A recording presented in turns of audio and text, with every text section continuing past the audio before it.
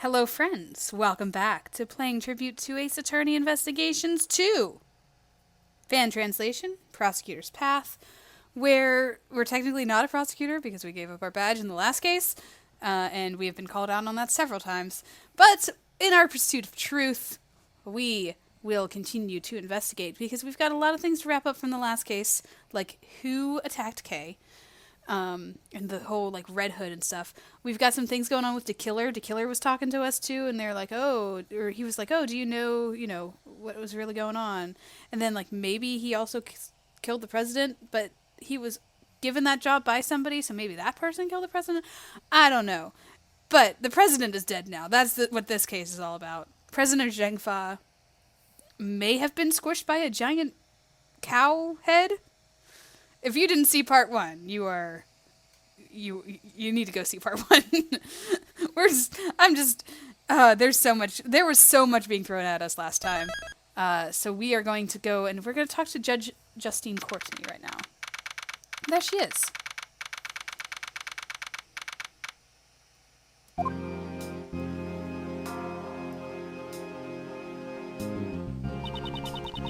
Court is now in session. Is the defense ready? Of course, Your Honor. You can begin whenever you want. The prosecution has been ready from the start, Your Honor. Jill Craig, the attorney in charge of the defense, has passed on from this world. Furthermore, Sebastian de Best, the prosecutor in charge, has disappeared.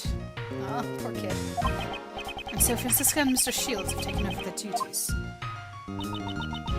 Before we begin, I would like to apologize for the delay of today's trial.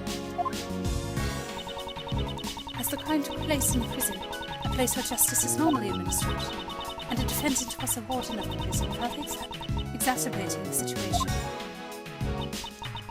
Additional time was specially arranged to investigate and prepare for the trial.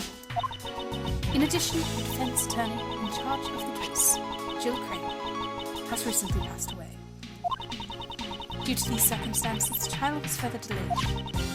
Mr. Shields, Miss Von Koppel, at this time I'd like to give you my gratitude for taking up this responsibility and short notice. I guess this is the last job Courtney Pye's friend left behind for us, huh? Well, Uncle Ray's more than happy to help out. Although having said that, I only had enough time to skim through case files. Are you okay with your end, Randy Pye? What kind of prosecutor abandons his own case and vanishes without a trace? I won't allow any more delays in this trial while we wait for that foolish man to return. I've received the evidence just now. There should be no problem continuing the trial. You have my thanks. Poor Sebastian at best. And with that, I hereby call the defendant Patricia Rowland to the stand.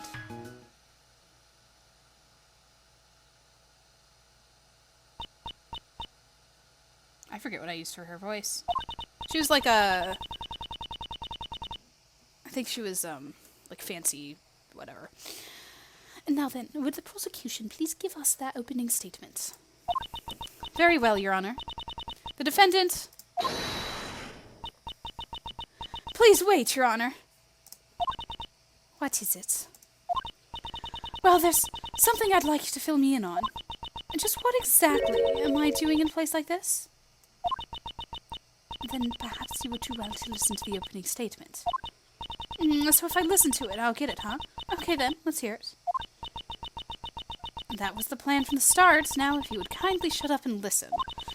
The incident occurred in the detention center the prison warden Rowland is in charge of. The victim is Horace Knightley, who was being held in the detention center. The prosecution is certain that this woman here is the culprit. This knife, the murder weapon, is the decisive Huh? Miss Von Karma, is something wrong? That's impossible. The evidence is... What's wrong with the evidence, Randy Pye?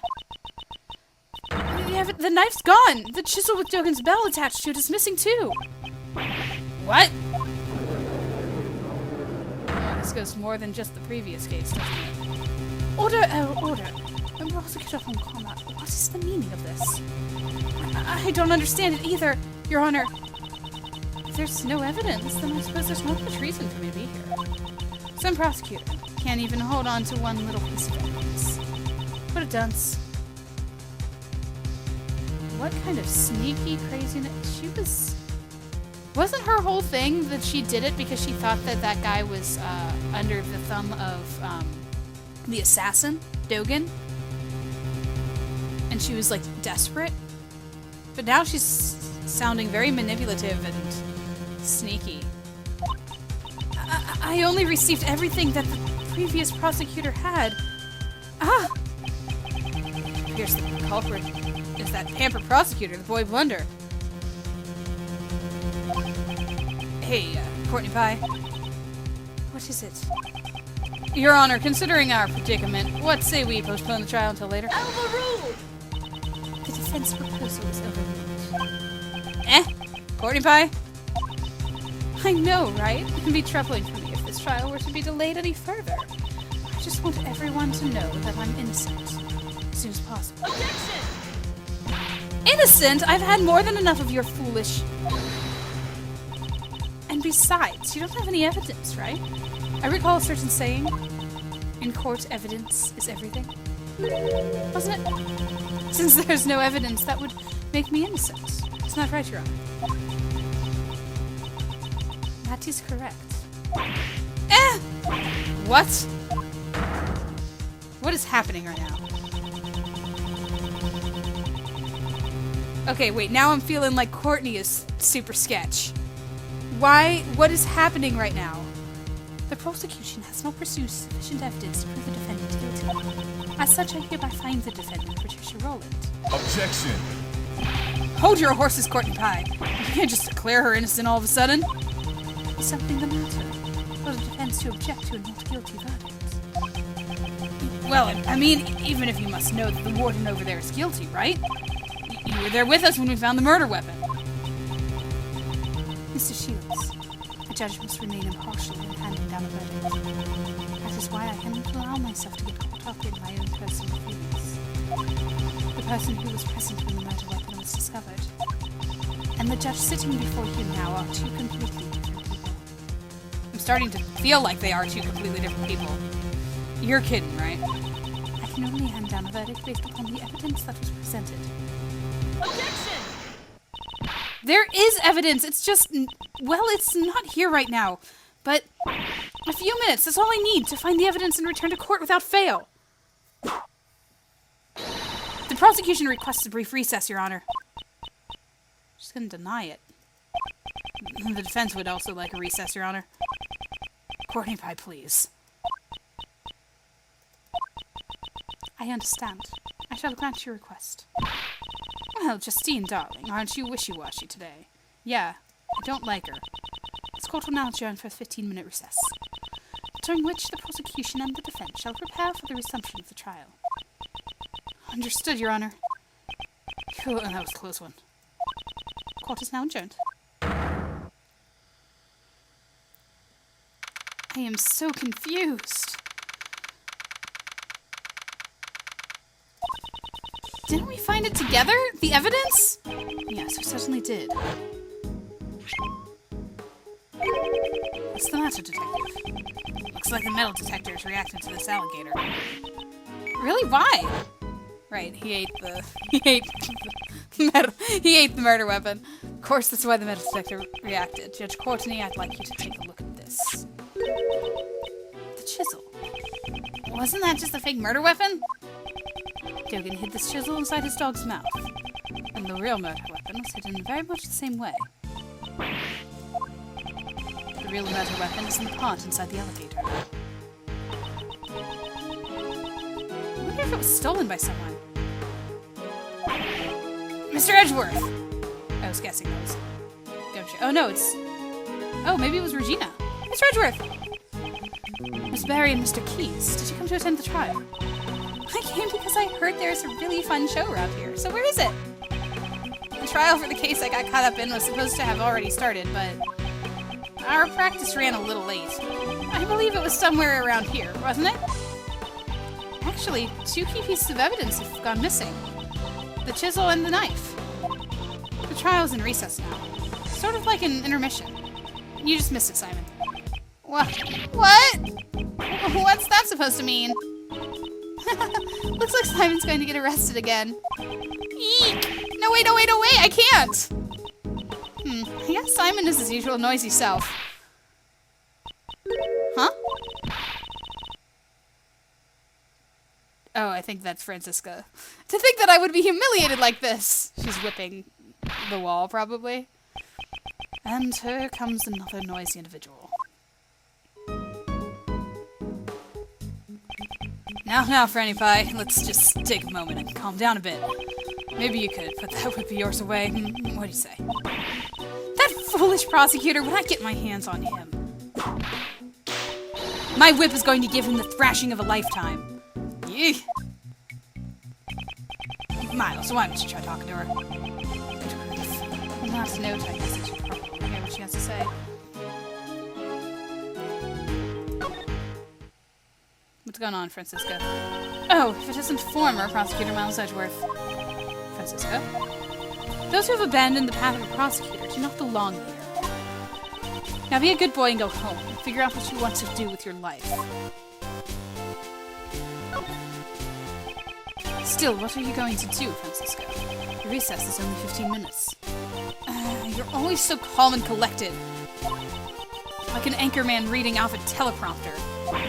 It makes me sick. I should probably stay classy and avoid confrontation for now. Franziska, I never expected you to end up taking over the prosecution for this case. The bodyguard of the president of Zhengfa, Horace Knightley, was murdered. The defendant is the former warden of the prison, Patricia Rowland. The knife she used as the murder weapon had been prepared as evidence. However, the murder weapon has disappeared without a trace. Not only did he abandon his own case, but he also made me look like a fool in court. The next time I see that foolish fool of a prosecutor, I'll whip some backbone into him. I don't mind if you whip some backbone into him, but stop whipping innocent bystanders. Should we tell her about the president of Zhengfa being dead? I feel like we should tell her about the president of Zhengfa being dead. Hey, Franziska. This is Zhengfa's...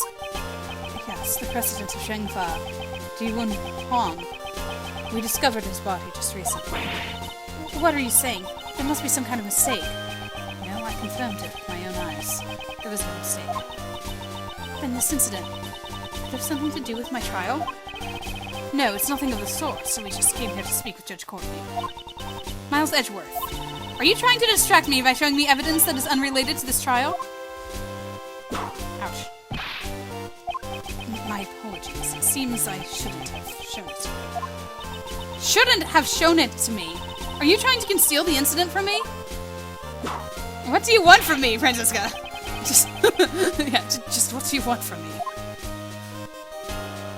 Okay.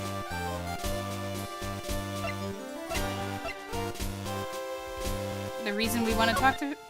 Maybe we should just... I'm actually busy. I don't have time to look at something like that. She's certainly as harsh as ever. Alright, in that case, we are gonna go talk to some other people, like him. Hi. Sup, Ray? Okay, looks like you gotten your memories back. Yeah, I'm all better now. Uncle Ray was really worried, you know. Though that other K was also pretty cute. Well then, now that you've recovered, how about a hug for old time's sake? Nope. We need to focus on the trial right now. Yeah, things aren't looking good. At any rate, we'll have to search for the evidence. But we can't interrupt the trial. Uncle Ray's in a pickle. If only there was someone who could find the evidence for us. That look of expectation on your face says it all. Miles, you still don't have your prosecutor's badge, right? Do you finally feel like following in your father's footsteps? I simply left it in someone else's care. I wasn't stripped of my badge. Furthermore, right now, I'm unable to follow in my father's footsteps. I see, well, there's no need to rush your decision. Take all the time you need to determine the path you want to follow. In any case, the door's always open for you at the Edgeworth Law Offices. Mrs. Shields. If only there was someone who could go search for the evidence for us. Stare down. meaningful glance.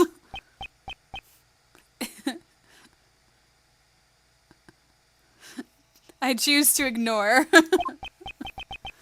Very well, I'll go look for them. Oh, Miles, you can do that for us. Of course, finding the evidence within 15 minutes will be no easy task. Well, if worst comes to worst, Uncle Ray and Franny Pie will help you stall for time. Until you recover the evidence, we won't let her hand down a verdict. Please do so. Franziska, are you okay with this? You're asking me, Franziska von Karma, to help you out? You'd be better off spending the rest of your life as an anchorman in the local news. Miss von Karma, this is an emergency. We could really use your cooperation. I understand. As acting prosecutor, I, along with that attorney over there, shall continue this trial. Meanwhile, you, the former prosecutor, shall run around and look for the evidence. All for my sake. It's a job that suits you perfectly. I'm glad you're on board. I'll help out too, because I really don't want to get arrested again. This sounds like fun! Regina wants to tag along too! Are you speaking about yourself in the third person? Alright, that will be helpful. Now then, where should we begin? I think we should go find that person and hear what they have to say. What person? Oh, Sebastian. Is it a choice? Yes. We need to find Sebastian. Take that! Yes, the person in charge of the evidence was Sebastian de Best. You mean that rookie prosecutor, right? Got it. I'll leave him to you. Wow. Alrighty, time for Uncle Ray to have a strategy meeting with the opposing counsel. Just the two of Miles Edgeworth, you better not keep me waiting, lest you end up like your friend here. Yes, I'll keep that in mind. Franny Pie, wait for me! Now then, let's go help look for Sebastian as well. Judge Courtney. Judge Courtney. If it isn't Prosecutor Edgeworth, I hope that all is well. All is not well, just what was going on in that trial earlier. Okay, there's no need for that. But, even though Miss Courtney should know exactly who the culprit is, what made you... In a court of law, the only thing that truly matters is evidence. Whatever my own feelings may be, it should not affect the verdict. So is this the judge persona of Justine Courtney we're seeing? Cold-blooded and heartless. It's fine if you think me of such. Think of me as such. Even as a judge, she's still stubborn. Judge Courtney, there's just one thing I'd like to ask you. And what would that be? 2 nights ago, you went to the roof of the Grand Tower. The roof, you say? You met with the president there, correct? 2 of you were caught on the security camera. Is there some sort of problem with that? Today, the president's body was discovered. Very close to the Grand Tower. That's... You understand now, don't you? Your suspect? What happened between you and the president up on that roof? Nothing. We merely spoke for a few minutes. Once our business was done, I headed straight home. Took the elevator back down below. Indeed, that was shown on the security camera footage as well. What exactly did you and the president talk about? That... I cannot say. I see. However, I cannot afford to let up just yet. That being the case, I guess my only remaining option is to use that. She's definitely hiding something. Oh, it's time to play some chess. I'm going to draw it out of her.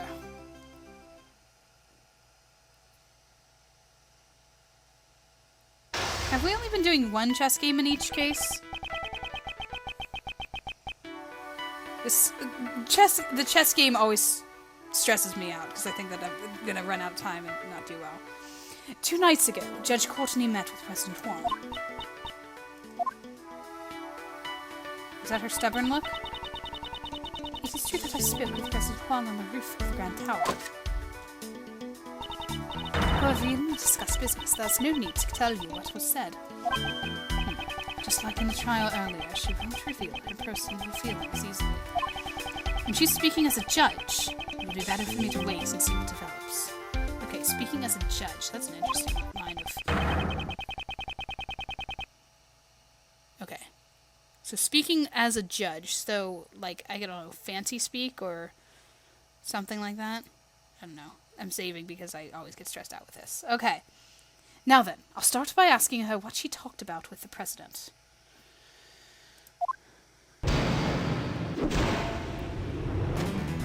What did you talk about?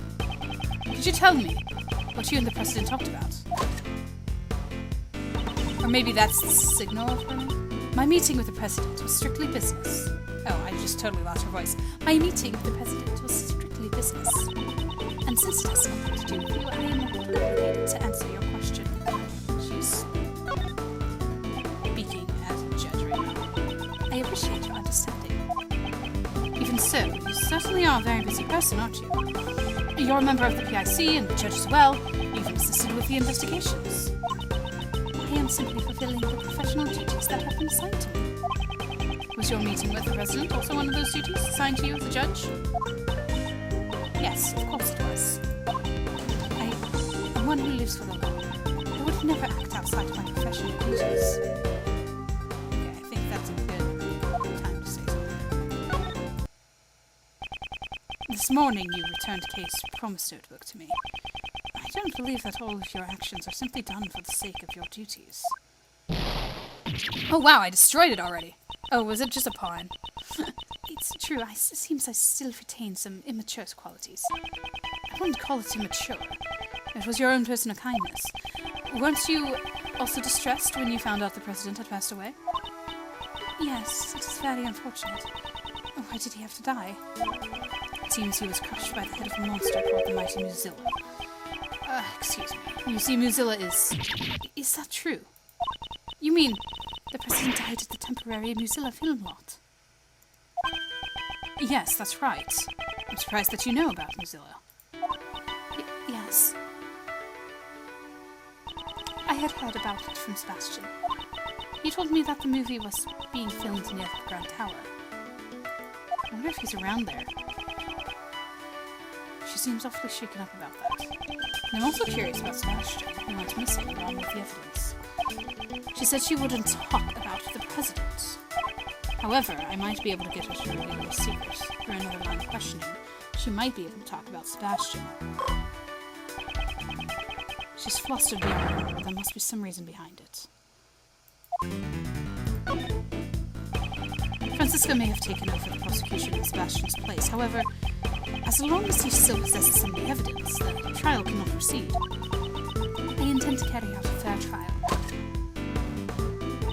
If the prosecution is unable to present evidence, the defendant must be declared not guilty. Did that other choice say, you and the defendant are both guilty? I am a judge. I cannot allow my own personal feelings to get in the way. So you're saying that you're not the least bit worried about Sebastian's whereabouts? Of course I am. I am worried about Sebastian as well, but... You're worried about Sebastian as well? Wouldn't that mean that there's someone else you're worried about?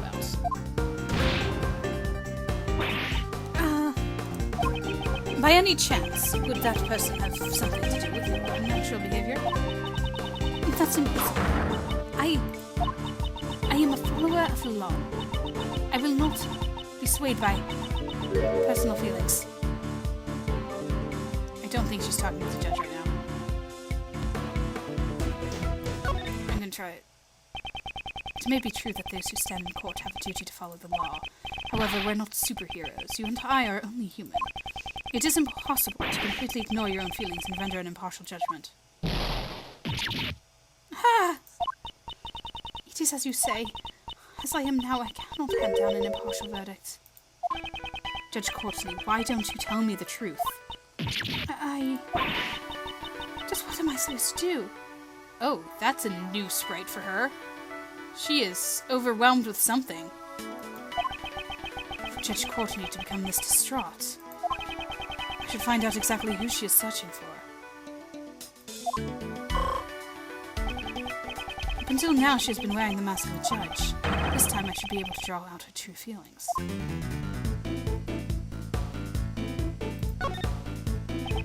Is the person you're searching for Sebastian, by any chance? When Sebastian learned of his father's true colors, he went into hiding of his own free will. I am worried about him, but this may be a child who needs to overcome his own.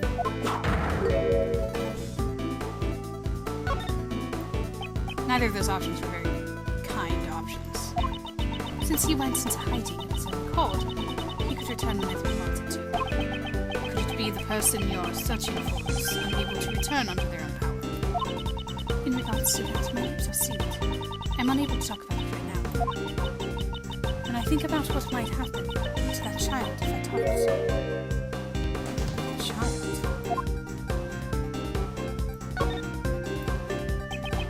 That child? Could you tell me who you're referring to? It's nothing. Please pay it no mind. Judge Courtney's expression has changed. It seems to have managed to uncover a clue. Who are you searching for? Judge Courtney, tell me, who are you searching for? My lips are sealed. This is not something I can talk about right now. Let me try using that clue. Is it the missing child from the background case? Like those children that went missing? But they would be grown. Could it be that you're searching for the child that has gone missing?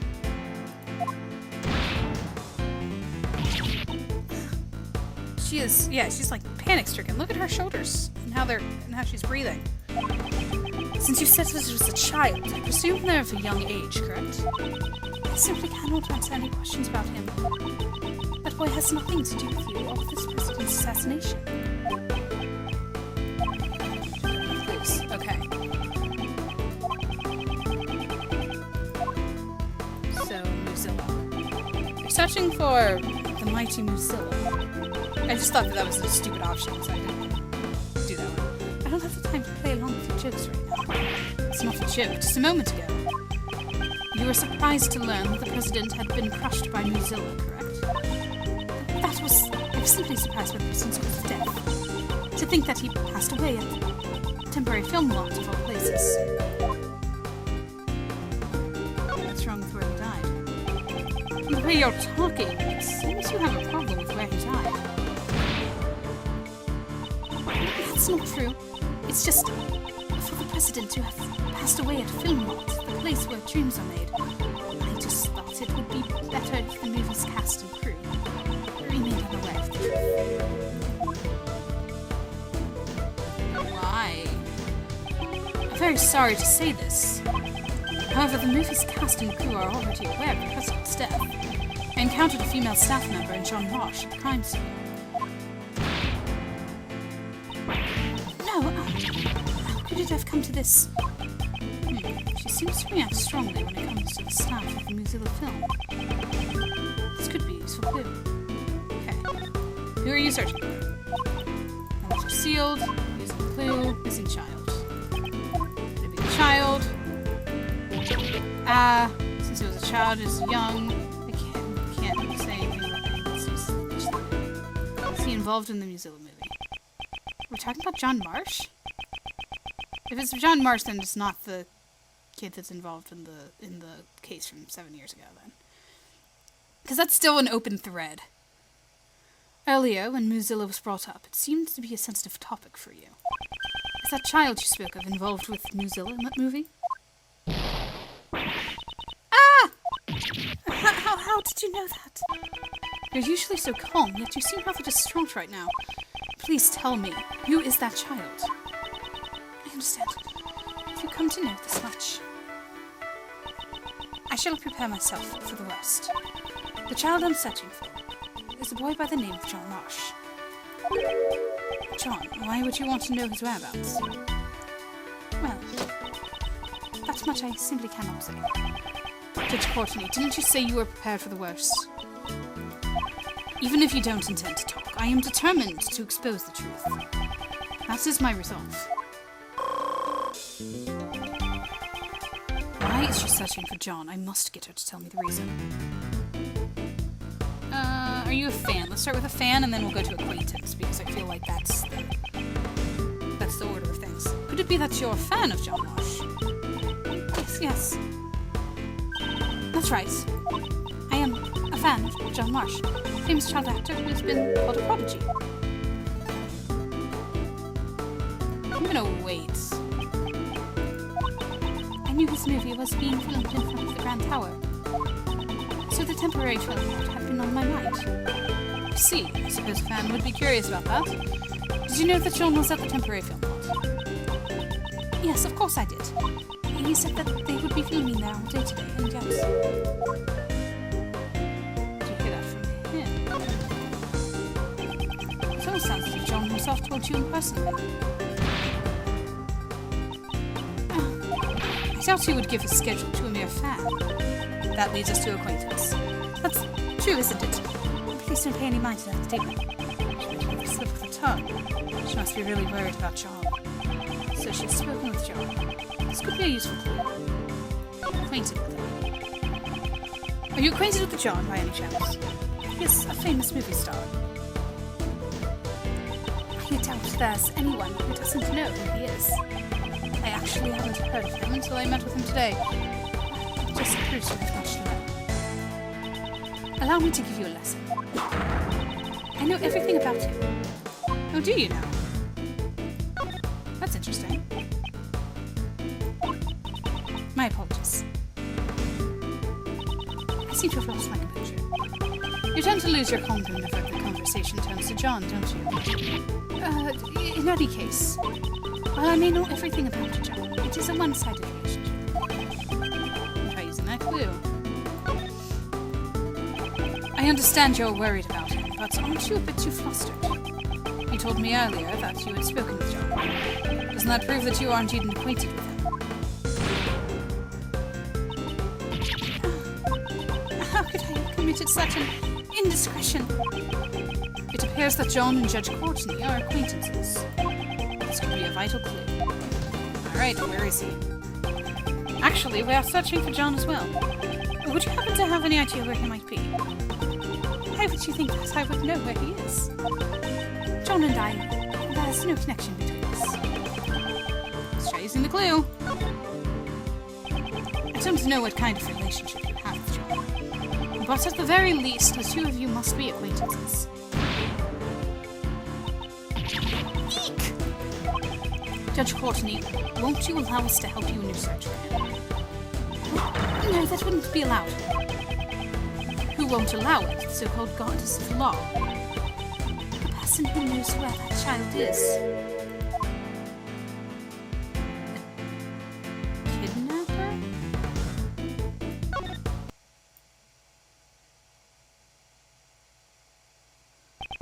I see.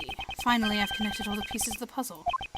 The reason why you cannot easily talk about John was because someone kidnapped him, isn't that right?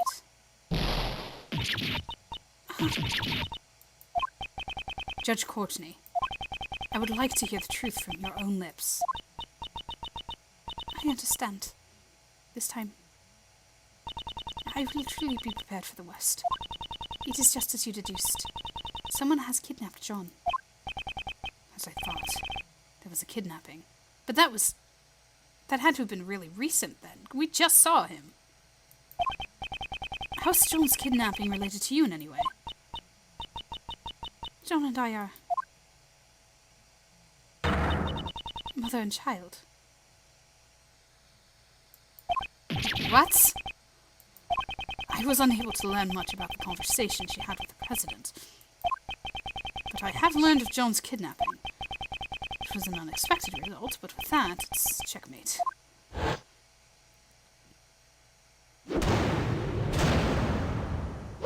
What?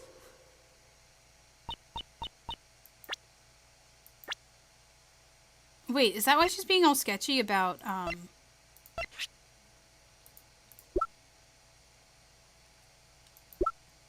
She's way too young to have a 13-year-old son. I mean, not way too young. It's possible, but still.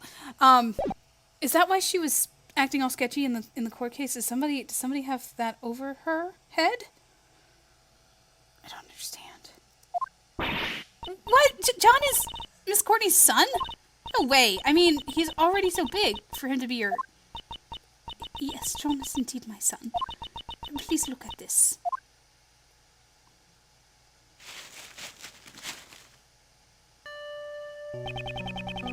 This is a clipping from a magazine. It's an article about John. Do you always carry this around with you? Yes, I always keep it close by. It's like a charm to me. Seems the bond that they share is a strong one. Good for them. That's so sweet. However, are you absolutely certain that he's been kidnapped? Yes, I received a call from the kidnapper just before the trial started. Okay. What were their demands? They had only one demand. A not guilty verdict for Patricia Rowland. Yep. I knew it. I knew it. I see. So that's what happened.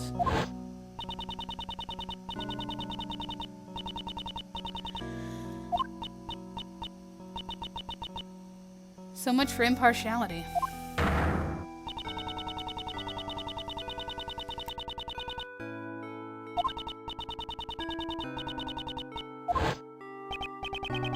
We just need to keep stalling, I guess, until the kid is found. So that's why you were going to deliver a not guilty verdict.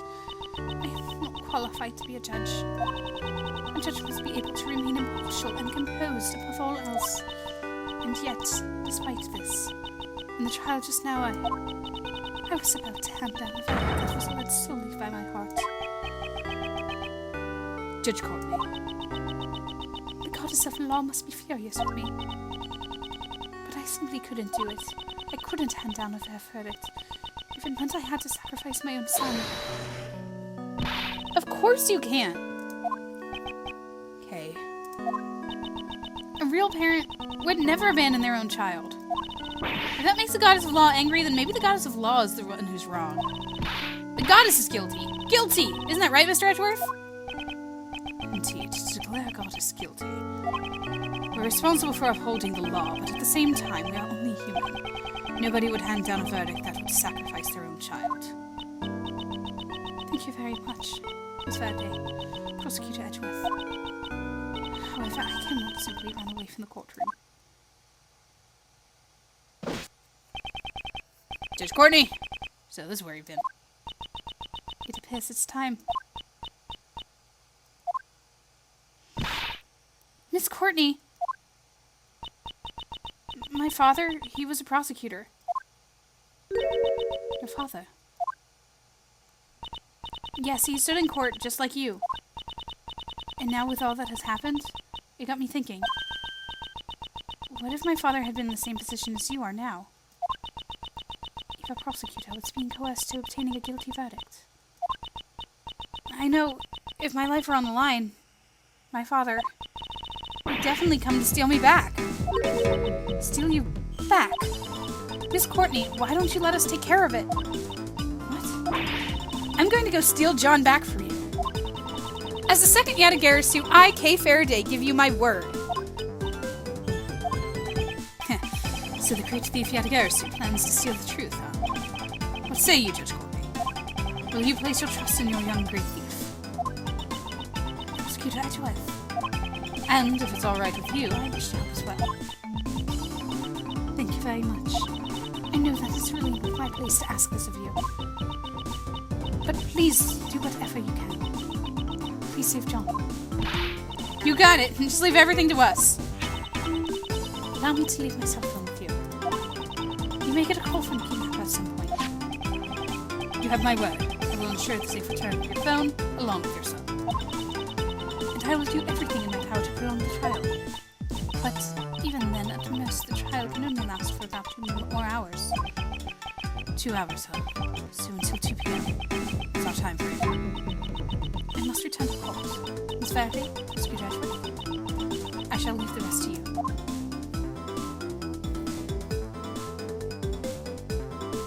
We got you. Okay, I thought you were taking a break from being a great thief. As of right now, the great thief Yatagarasu is back in business. Alright, time to put on the gloves and hit the pavement. It's my first request, after all. Is that so? In that case, we better begin our investigation post-haste. If we hope to track down John. Where you run off to? You might have just gone back home. That's right. I mean, it doesn't look like they're going to get any filming done today. Or they may have run away. We should probably begin our investigation from the front of the Grand Tower. Hey, hold it, Mr. Edgeworth. You're not the one in charge anymore. From here on out, this is a job for a great thief, which means I'm the leader now. If that's the case, then what am I supposed to do? Mr. Edgeworth, you get to be the first ever Great Thief's assistant. So I'm a thief's assistant now. Alright, let's get going. The Great Thief Yatagarasu takes flight once again.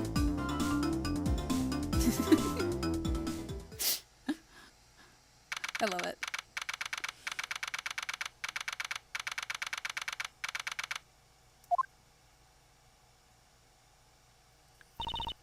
Here we are, the scene of the crime. Let's get to work. Now, say it with me, Mr. Edgeworth. Say what? Even in the depths of night... Aw, come on, say the rest with me.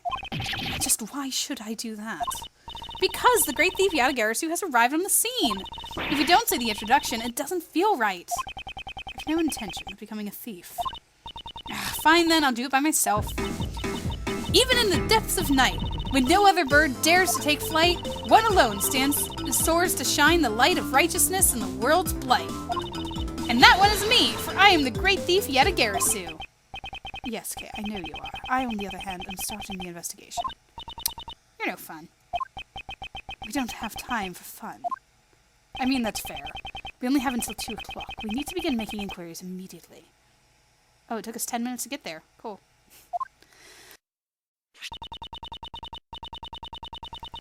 Good thing we have a photo, so we can go right ahead and start asking around. Hey, is that Will Powers down there? No, buddy! Oh, we get a... Oh, it's adorable. Look at him. What was his voice? It was like big and scary, right? Oh, but no, it was like round-ish. Okay, hold on. Long time no see, Mr. Edgeworth. You're... the Steel Samurai. This is Will Powers. He's an action star I met in a previous case. He also played the role of the Steel Samurai, warrior of Neo Old Tokyo. You should get his autograph. It's been a long time. Pleased to meet you. I'm Kay Faraday, the Great Thief. Some stuff has happened, so now Mr. Edgeworth is my assistant. Nice to meet you, but the thief and Mr. Edgeworth is your assistant? Please pay it no heed. More importantly, I'd like to ask you some questions about the case. Okay, I don't know if I'll be much help, though. He's an actor who's been working with John. Maybe a bit subtle, but let's hear what he has to say. I had heard that you were handling the investigation for this case, but... well, that's... I'm not the prosecutor in charge, though. If you're the assistant, then does that mean that Kay is in charge? No, this is just a simple You got a good eye on you! You're completely right! She jumped at the chance. Since I'm in charge here, I'd like you to answer a few questions, post-haste, and please be frank. Did anything happen to catch your eye? Ergo, didn't you notice anything? Who's she trying to imitate? Really? Be frank, huh? Oh, well, I feel sorry for the victim, but I can't help but worry about what will happen with the filming from now on. No, that's only natural. Still, I would think that filming would be difficult now. I knew it. This is bad. We can only use the location for a little while longer, too.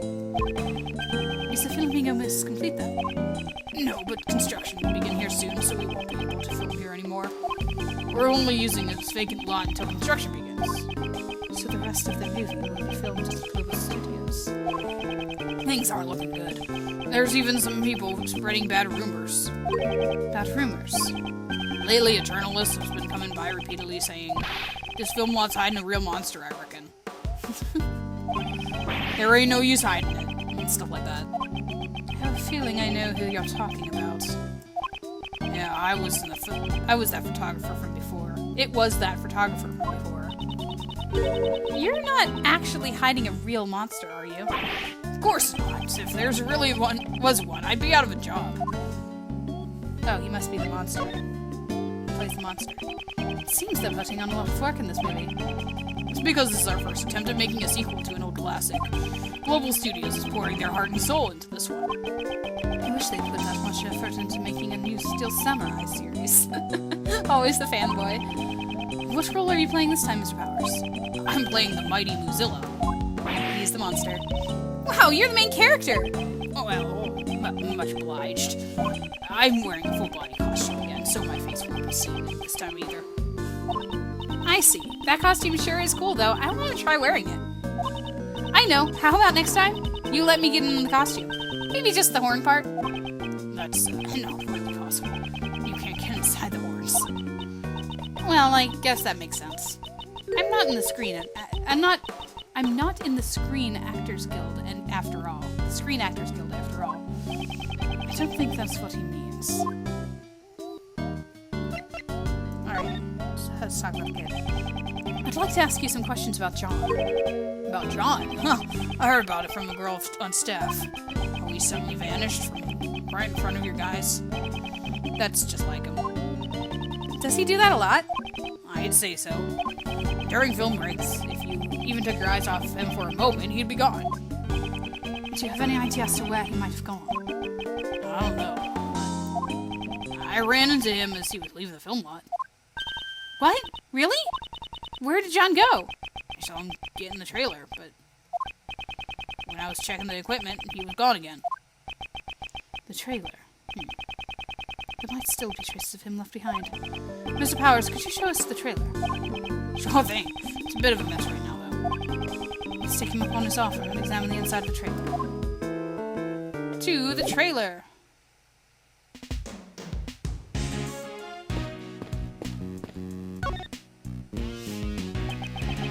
About John's seat. It's over there, where the backpack is sitting. Something's sticking out of the bag. This is a tape? Huh? It's a tape for filming. Why does John have one? Did he film something? This might be a clue.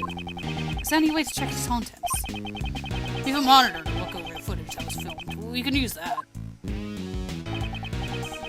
Let's see what's on the tape.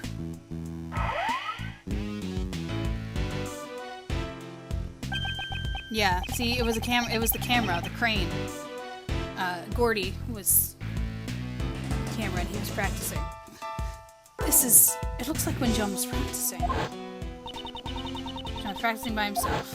The monster's footprints can be seen as well, so this must have been recorded last night. It does that sometimes. When he's not happy with his performance, he'll sneak into the set practice by himself. Wow, he really is hardworking. Sure is. Although he's young, he's a real pro. Never rests until he's satisfied. And then again, I can't say that I approve of him using the equipment without asking. John is able to operate the equipment all by himself. More or less, if it's just basic filming. Huh? What's wrong? Why isn't John on the screen anymore? I think he ran off somewhere just a few seconds before this. Did he go somewhere while the camera was still recording? The tape ends here. Oh, the tape ends here. Looks like this is all that was recorded. No one else was on camera except for John. Interesting. Okay. There wasn't like a shadow or anything, was there? There has to be the map of the area of the ground tower. Let's take a look. Oh, hi.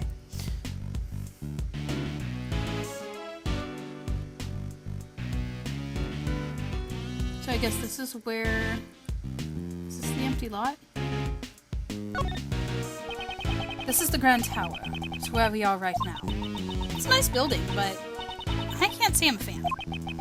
Can't blame her. It wouldn't be strange if she never wanted to set foot in that tower again. Mr. Edgeworth, once we discover the truth and completely solve this case, can we come here again, just to sightsee? And we can bring Gummy along with us, too. Never letting the past hold you back. Always looking forward. It's just the key. Unfortunately, Kay, we aren't quite finished here yet. There's still much left to solve. It's too early to be making plans for the future. I guess so. Yeah, we're only on part 2 of the case. Well then, let's hurry up and solve it. Sunshine Coliseum is a place where all sorts of special events are held. I've always wanted to go to the World Thief Expo, but it was cancelled this year. I heard that it's a huge event, where all the greatest thieves from around the world gather. But last year, everyone who went got arrested. Turns out it was just a trap set up by the police to catch the thieves. And even knowing that, you still want to go. I never really cared much for that sort of thing. I heard that ultraviolet rays from the sun can cause burn marks on your skin. Okay, what in the world are you talking about? Come on, I'm talking about the Rising Sun Park, of course. Just to bask in that sentiment. Well, I watched the sunrise in the park.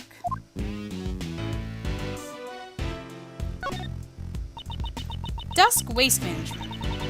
Do they help you manage your wasteful spending? No, this is where the garbage trucks bring all the combustible waste they collect. By the way, Kay, why are you so fidgety? It's nothing. More importantly, there's another waste center on the top right corner of that. Since they're separate facilities, they probably handle different kinds of waste.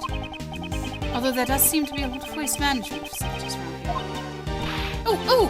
I think I know why! I bet they're always collecting garbage from dusk till dawn! You're so fidgety because you were waiting for a chance to say that. Because dusk and dawn. It's interesting that they said combustible, though, so that's something to keep in note. City Hall is not important. Dawn Waste Center is important. Sunshine Harbor is important. It seems the harbor and the waste center are quite close to each other. Maybe that's where they dispose of all the garbage that comes floating in from the ocean. Perhaps they do, but I'm sure they also deal with other types of waste as well. Other types of waste? You don't mean shells and fish bones, do you? Well, you can't just throw away the fish and shells you catch from the sea like garbage. You ought to recycle them. Make them into jewelry and stuff. Okay, let's talk about this matter some other time. Does this say the same thing? Okay.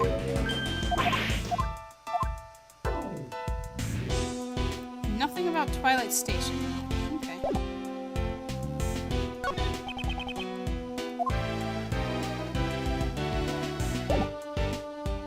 Alrighty. Hello, random police officer. And taxi. Thank you for your hard work, Prosecutor Edgeworth. I'm not a prosecutor at the moment, but I'll keep quiet about that for now. Thank you. What are you doing here? Sir, I'm on guard duty. Then could you tell me about the cars that have passed through? The only ones that came through here were that taxi and the blue truck. So 2 different vehicles came through this place. This is valuable information.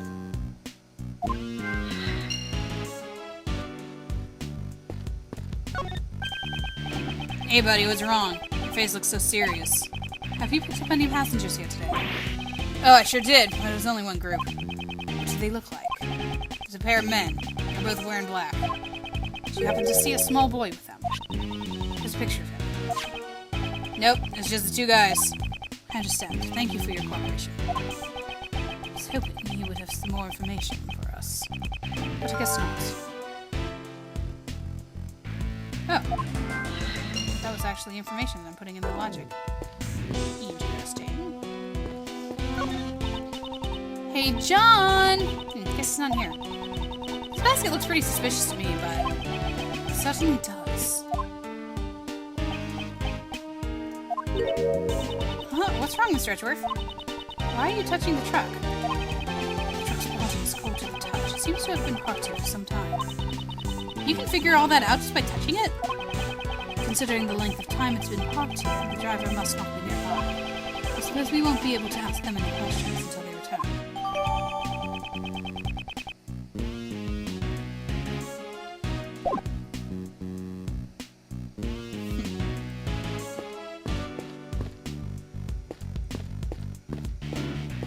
There.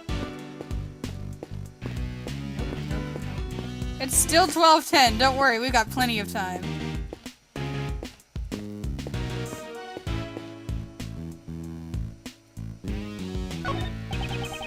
Trailers used to shuttle actors to and from the film lot. It shuttles the actors? Does that mean Galactic trailer ready for launch. 3, 2, 1, ignition. What? Blast off at the speed of light. Shower thrusters on full. Rocket bathroom engage. What is she talking about? I would prefer a calm, relaxing bath myself.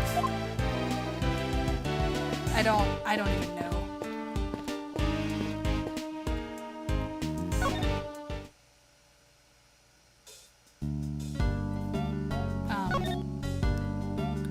Can we go to the trailer now?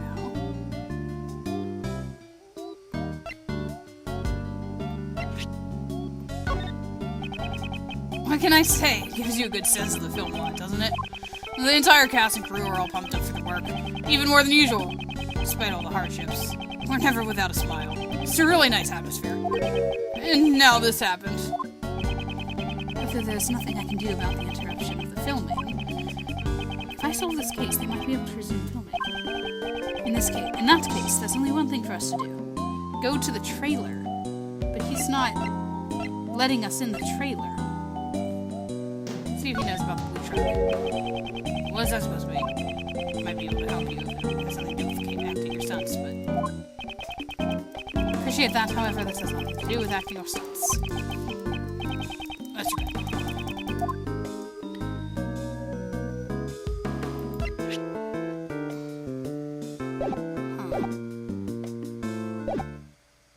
I guess we're gonna do logic then?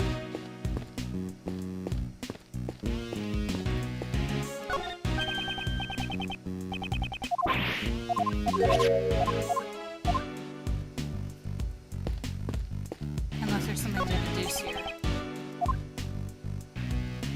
Nope, okay. Logic.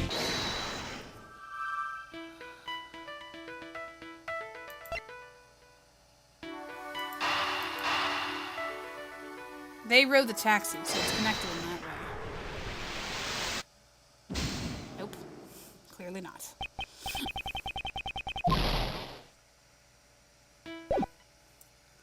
Well, pardon me as I try to figure out what,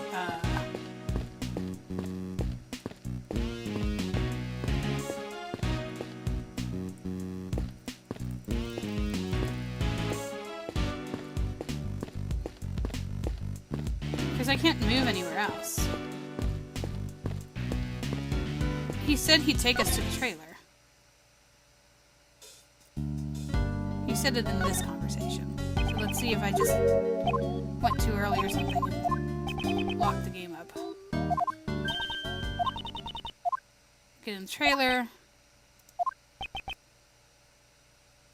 Could you show us the trailer? Sure thing. It's a bit of a mess. Okay, let's examine the inside of the trailer. Please. This trailer is used.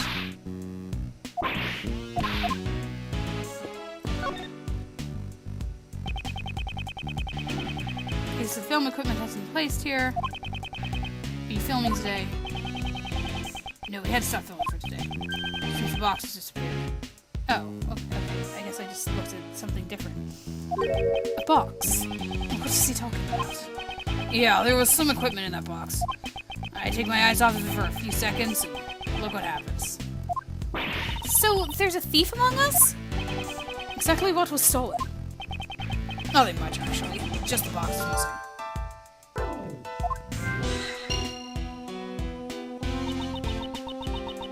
How would someone steal a box? Personally, I would have taken the stuff inside.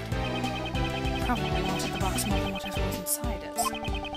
They planned to put something inside the box. Like a body? It's already 12:30. I wonder how Miss Courtney and the others are doing. Or holding up. How long will they be able to prolong the trial? We gotta hurry and find John. Indeed. Aw, heck no! That ain't how it's done.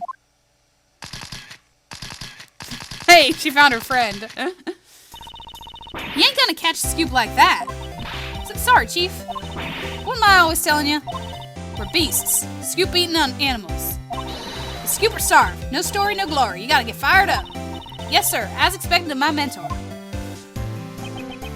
They're here. There's this noise noisy reporters. Hey, they came here too. Come on, Mr. Edgeworth. Let's go talk to them. Good grief. If we must. I love how he's just been saying good grief in this game a bunch of times. Hi. I'm gonna talk to you first. If it ain't Mr. Edgeworth, so we meet again. Miss Swift, why are you here? You're set up as a suspect with murder. Still, your involvement with the fake assassination plan remains a fact. You have to submit to the police questioning later. But you know that there's still a possibility that you may be charged with some crime. So I guess she's out. For some reason, my questioning was stopped all of a sudden. After a while, they just let me out and told me I could go home scot-free. Must be some kind of message, saying I need to keep on doing my best out there, I reckon.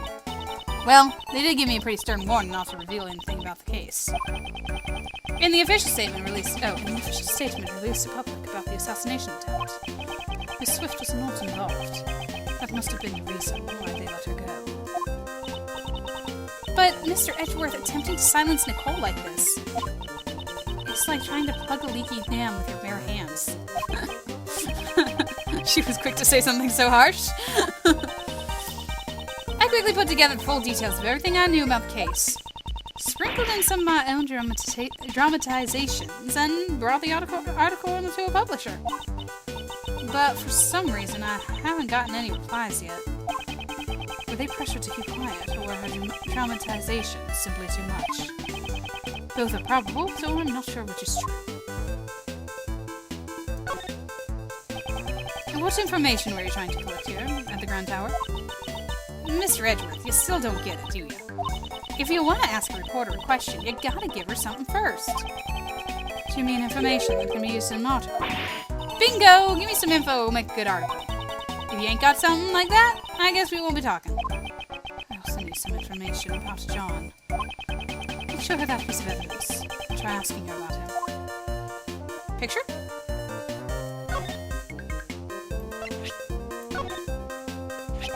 Miss Swift, I'm sorry, but about this photo. You ain't gotta say it. I know exactly what's going on. What do you mean? You're searching for him, ain't you? That boy. What? Things are still pretty tough for you, I see. Miles Edgeworth, man of crime. Wherever he goes, dead bodies are sure to follow. Or something like that. That's a terrible reputation to have. Who would have thought? This time there'd be a kidnapping incident. How did you know that? Shh. Could you keep it down a little? This material's top secret. I ain't told my mentor about it yet. Y'all gotta keep it secret for me. If she finds out, I'll be goner. Why do you know? Judge Courtney should have only told us. I ain't telling you that to anyone. Not even you, Mr. Prosecutor. Seems this reporter still hasn't learned her lesson. You can give me the stink eye all you want. I still ain't telling. Do you know something about it? Truth is, I didn't saw it myself. You saw the kidnapping? A boy being taken away by a couple men in black.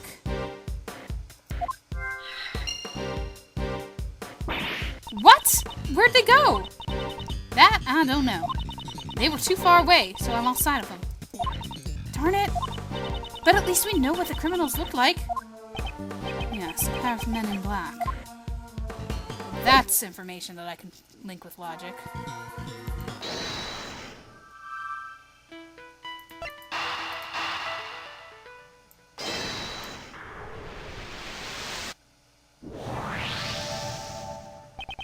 We've now collected some testimony regarding the culprits.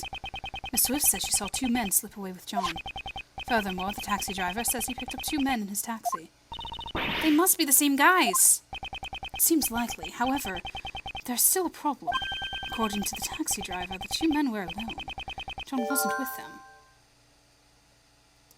Unless he was in the box. Yeah, you're right. That is a problem.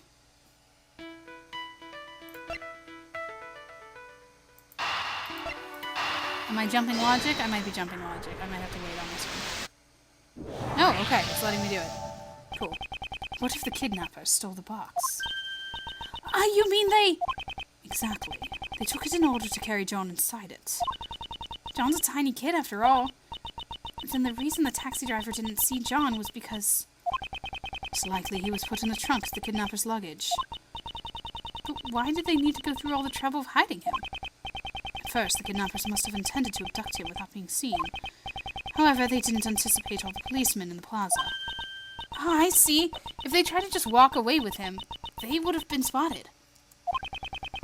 Just the mere presence of policemen would have been a sizable threat.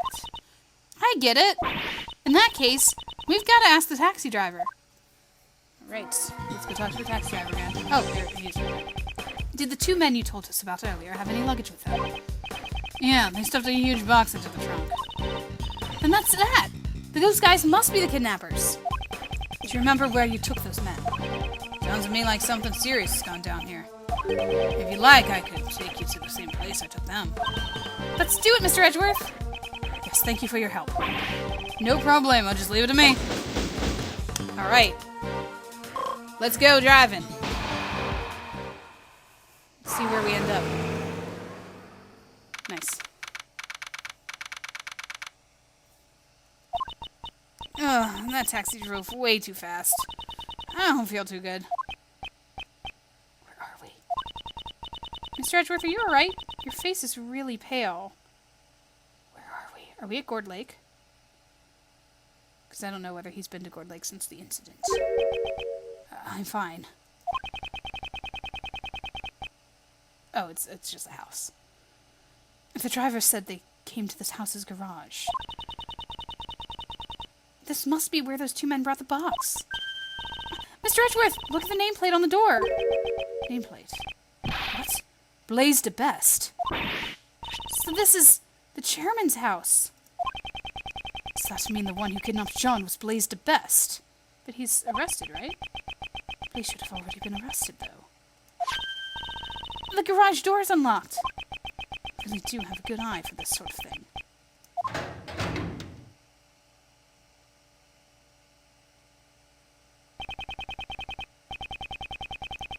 It smells like motor oil. Maintaining that motorcycle must be Blaise's hobby. Excuse me, we're coming in. Anybody home? Doing something like this, it's as if we're a couple of petty thieves. Shh, be quiet. Right now, we're great thieves. Have some self-awareness. She scolded me. Nobody's here. For now, it looks like we can get through this without being arrested. This isn't the time to be relieved. Now the real deal begins. Let's go look for treasure. We are looking for John, not treasure. Okay, well, the box is open, so that's something. I feel like I remember this scene. This large box. This must be it. This is probably the box that Mr. Powers had been stolen.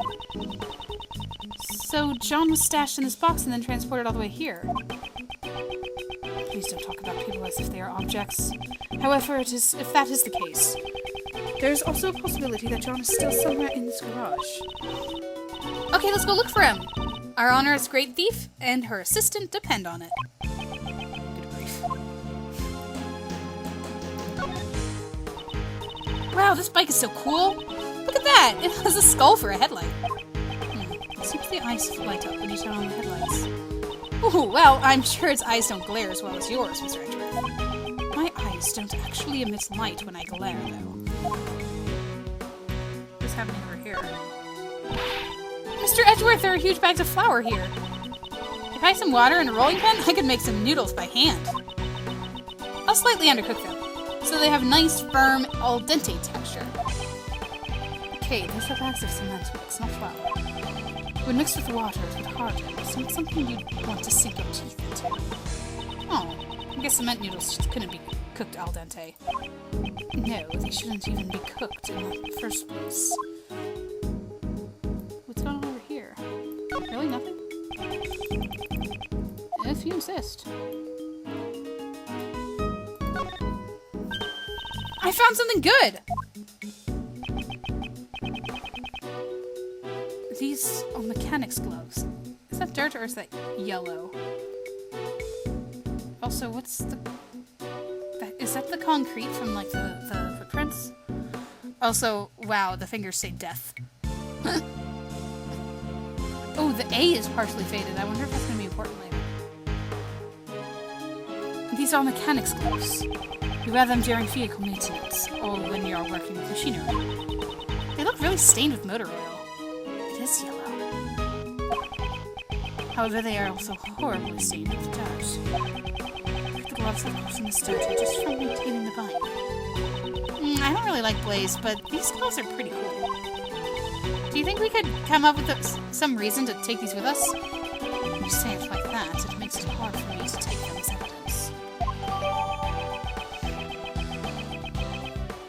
Just take a picture, it's fine.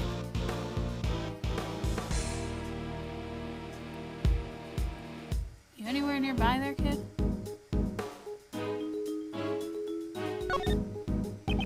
There are large tools hanging on the wall, such as a sledgehammer and a shovel. It's a lot bigger than the gavel Miss Courtney carries around. If I ever become a judge, I want my gavel to be this big. Swinging such a huge gavel in court would be intolerable. Please don't. Oh, and then I just swing the shovel that was beneath it instead. That has no business being swung in court or elsewhere. Please don't. Where did that come from? There's someone inside! Inside where? We're coming! Is it John? John, we're coming to save you! Eh? This is... Sebastian! Sebastian! What? Why? This is Blaze's house, right? That would mean... Yes, it should also be Sebastian's house. Then why is he... Okay, go help him out. If it has to do with ropes, just leave it to Kay. Here I go. A little pull over here, and a quick tug over there. Are you alright, Sebastian? Oh, this poor guy. He looks a little worse for wear. Why were you tied up in a place like this? How should I know? You guys don't know anything about me. It's because we don't know. That's why we're asking you. He's completely shut off his heart. Indeed. It's come to this. Are we playing chess again? I suppose I have no choice but to use that. You mean... I hate to do this when he's in such a fragile state. It's like kicking a man who's down. Will it be alright? His mind might break if you quarter him too much, you know. Yes, I'm aware of that. Try to be careful. Grief, I wonder how this will turn out. I've never held back against anyone before.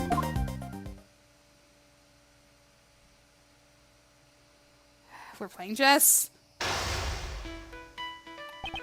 After running out of the meeting room this morning, why would he be here of all places? You guys don't know how I feel. Oy. He's gone through a lot of shock. He must be on the verge of an emotional meltdown. It can't be helped. At times like this, I must quietly listen to what he has to say. Okay, so when he's... Aww! I feel so bad for him.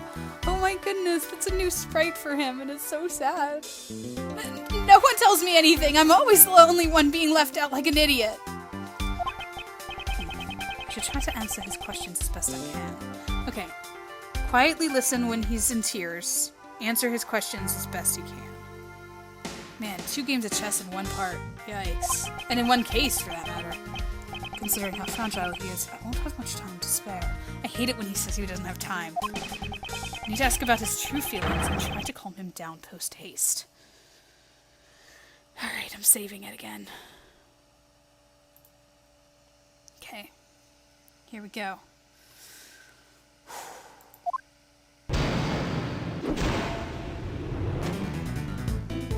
You're a failure as a person. Yeah, that's the choice.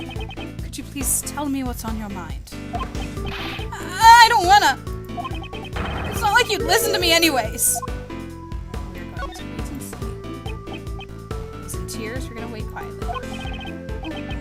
wrong? Normally you'd be shouting objection right about now. Yeah, this is just a game of waiting. You're serious? You're really gonna listen to what I have to say? I can understand the shock you went through after what happened with your father. It wasn't just Pops. This morning I lost everything. I need to keep waiting as he's in tears. Everything I have was given to me by Pops. To tell me, Mr. Edgeworth, just what am I supposed to believe in? Oh, I have to answer his questions as best I can. So when he's in tears, when he's crying, I have to answer his questions. When he's in tears, I have to wait. So now I have to answer. Believe in yourself. If you can't believe in others, then at least believe in yourself. You'll need to gain experience on your own. And if you acquire wisdom, you can lend you a hand. Oh, the pawn is actually hard to fight. Okay. Ever since I got locked up, I've been thinking. Am I too inculpable to be a prosecutor? Incapable? Which one was it? I believe it's incapable. I believe incapable is the word you are looking for. And judging your own ability is not an easy task. Sebastian, little by little you are growing. Sebastian, will you tell me your side of the story? I understand. What should I talk about? Seems to have calmed down slightly. I'd like you to tell me everything you know about the kidnappers. Tell me what you heard and saw. Why? Let's try that. Do you have any idea who the kidnapper could be? Of course I don't! If I did, I would have told you already. Don't have enough clues. Okay. Another line of attack. Why were you tied up in your own home, of all places? That's what I'd like to know. I'm the victim here. How would I know?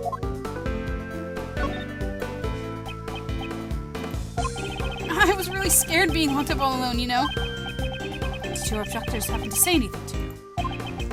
I don't really get it, but one of them said, don't blame us, blame the owner of this house.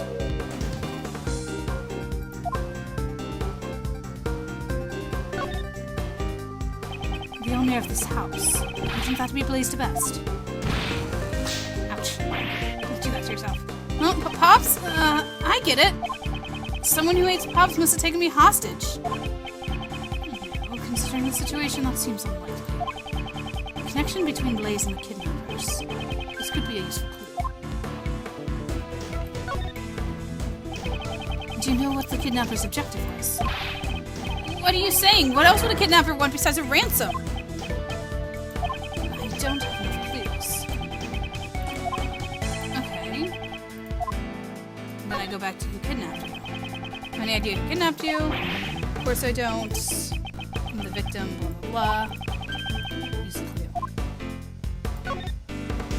Am I really gonna say that? Kidnapper can easily use his own home to hold someone captive. Sebastian, you were kidnapped by your own father. What? It can't be.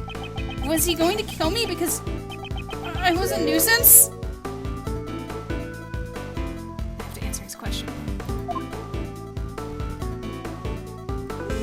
No, I don't think he was. He would have killed you if there be any reason for him to take your life.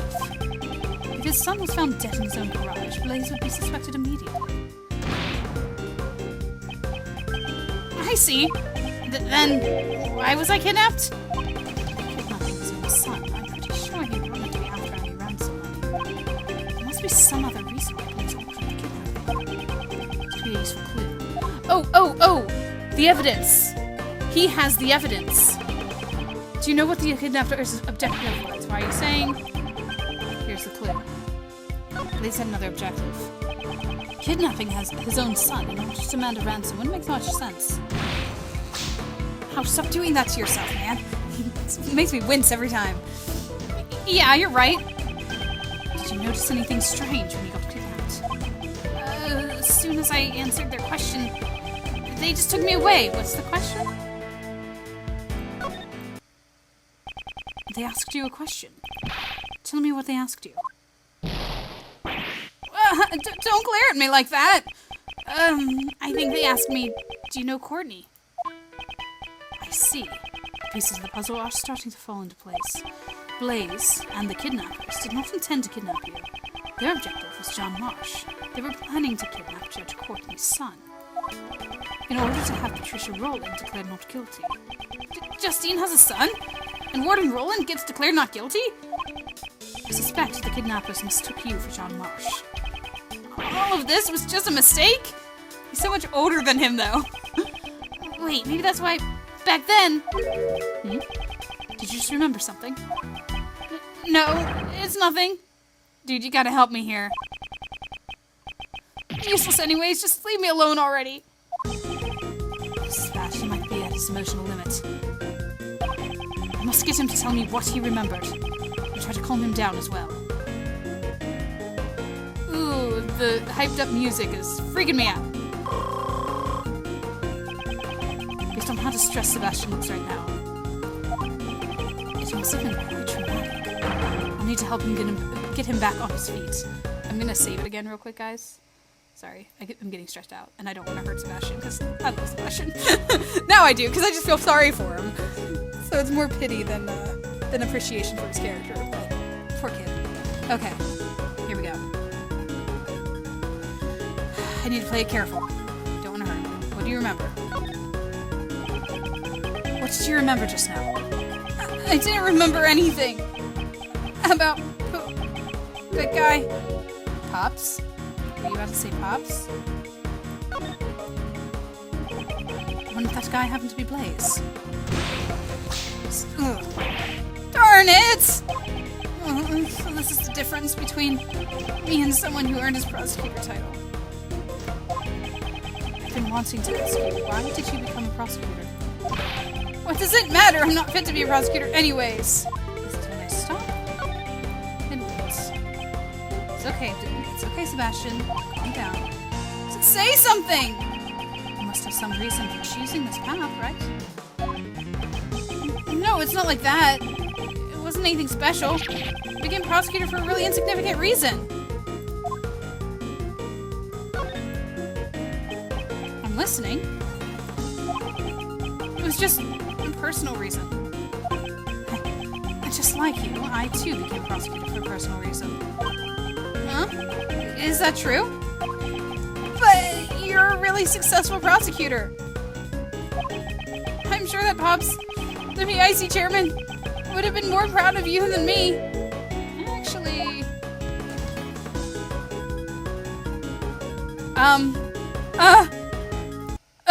Sorry, I had to pause it. Oh my goodness, wait. He's in tears here. I think... I'm cheating over here now.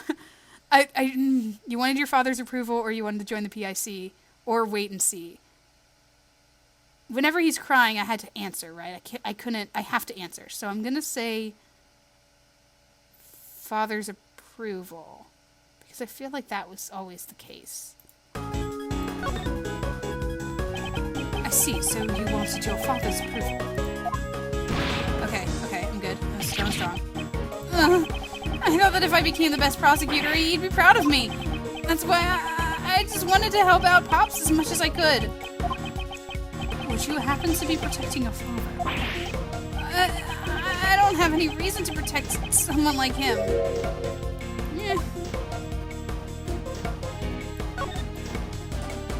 Didn't you want to help out your father as much as you could?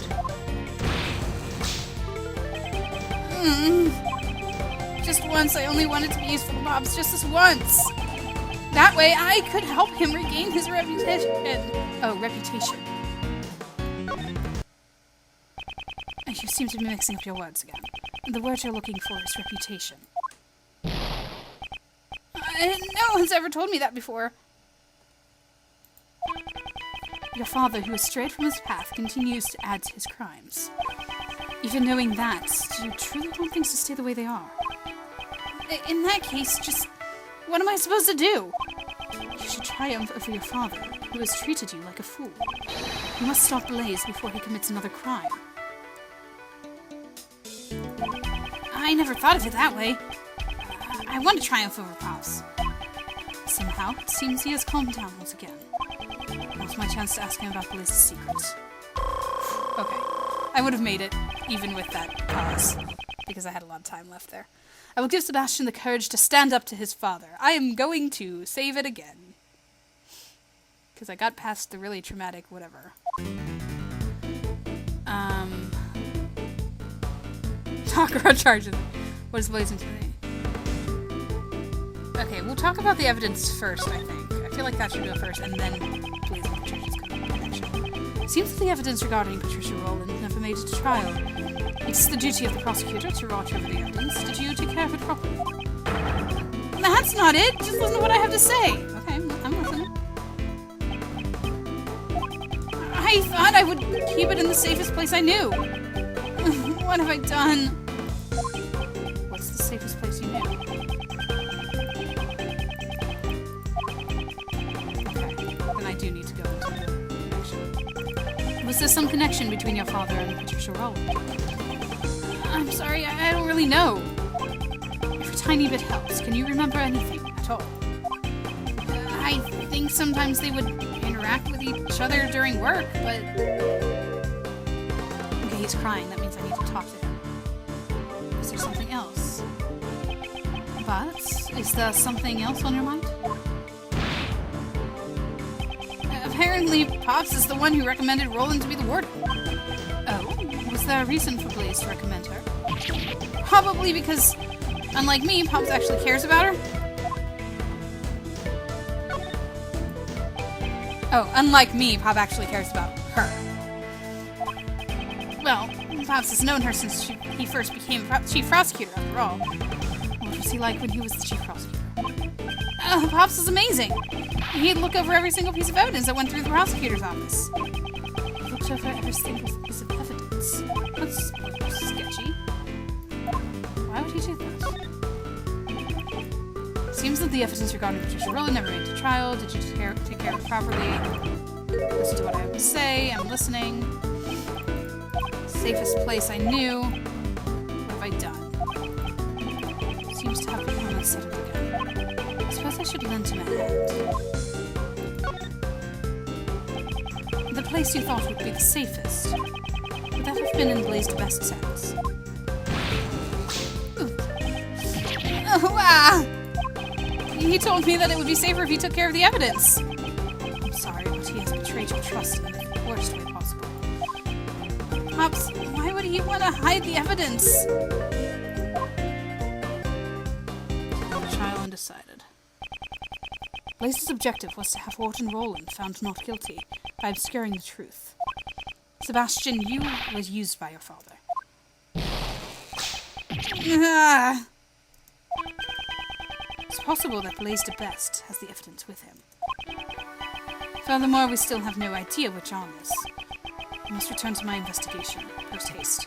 However, this is all my fault. What am I going to do now?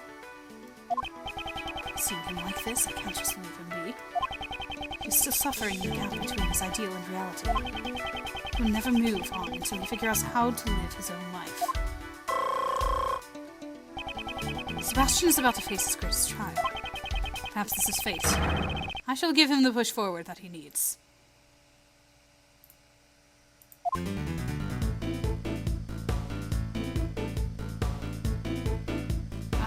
This is more vague, so I'll do that one first. What do you plan to do from here on? First, I'm returning this red jacket. I'm not fit to wear it. Clothes fake the man. I think that's what Pops used to say. He knew it all along I was a fake. He said make. It would look much better on me. It's not fake. The saying is clothes make the man. You are what you wear. Thank you, Mr. Edgeworth. I've learned something new, yet again. Yes, all you have to do now is become a prosecutor who is fit to wear that jacket. Yeah, I'll do my best. That way no one will ever make fun of me again.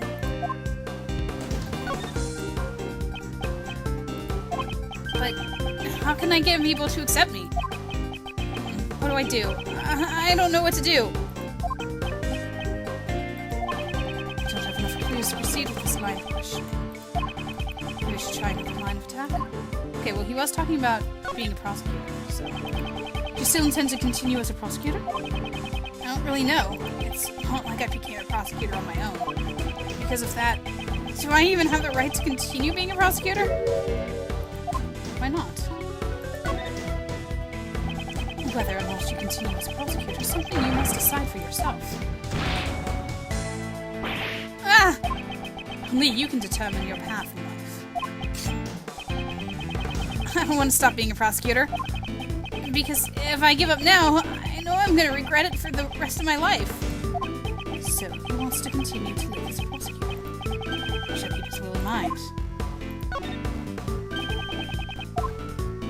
Blah, blah. He's very good. Like, he accepts, correction very well. See, like, thank you, Mr. Edgeworth, I've learned something new yet again. I mean, thanking me. He's very chill about it. It's great. I think you're more mature than we gave you credit for, Sebastian. I think you're gonna do just fine.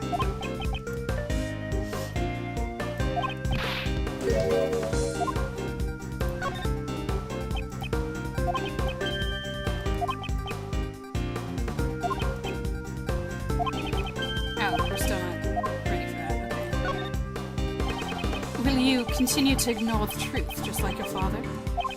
Please stop it already! I don't want your putty. Just leave me alone! It's pity. I believe pity is the word you're looking for. Oh, really? I also have my own reasons for wanting to speak with you. There was a time when I too did not seek the truth and continued to run away from it. However, thanks to a certain friend, I was able to realize my mistake. That's nice. You're lucky, Mr. Edgeworth. I don't have anyone like that. I will show you the way. If you have the courage to stand up, I will show you the way. What? Only if you have the will, of course. I don't want to be like Pops. So he wants to surpass his own father. I understand his feelings clearly now. Sebastian says that he wants to surpass his father and continue to be a prosecutor. In other words, he wants to be a different prosecutor from his father. It's the first answer he's arrived at on his own. I'm sure if he has the will, he'll find his way. Alright, here we go. Make... We've got you, buddy. There it is. I don't know what to do. For goodness sakes, don't you remember your own words? Perhaps his own will can show him the way? As a prosecutor, didn't you want to walk a different path from your father? Certainly the path you have chosen is not an easy one. Nevertheless, you still chose to live as a prosecutor. In that case, it should be clear to you what you need to do.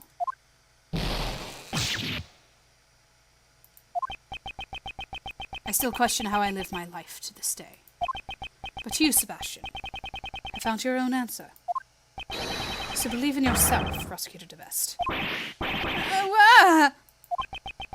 He was mistaken for John and kidnapped by Blaze's underlings. And after his father stole his evidence, he lost his confidence as a prosecutor. The emotions he is going through must be more painful than anything I could imagine. It's taken longer than I thought, but with that it's checkmate.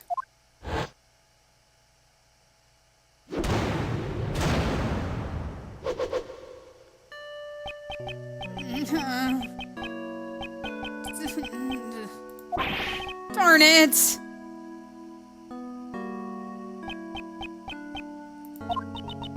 He dashed out of here at full speed.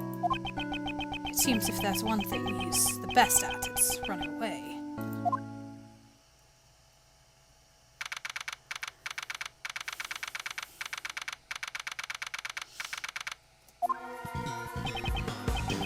Jesus, we're running out of time. We should check in with Mr. Shields. I'd also like to know what the situation is like on their end. But Mr. DeBest ran off again. We'll just give them the new information we discovered. Francisco will take his place. I wonder if that's going to be enough. It can't be helped. Since he ran away, there's nothing more we can do.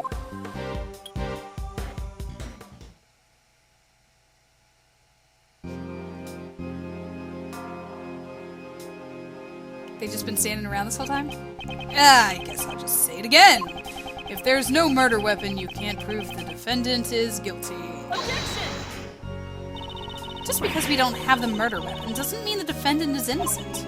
It seems you wish to taste the sting of my whip. Ah! Mr. Attorney, this trial, how much longer will it take? Because it feels like it hasn't gone anywhere at all for the good while now. Oh, sorry, but that stubborn prosecutor over there just doesn't seem to understand. Until I'm satisfied.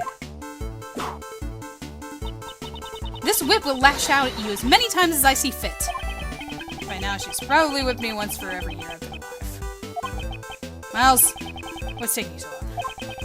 Even though we're just stalling for time, Uncle Ray can't keep this up much longer.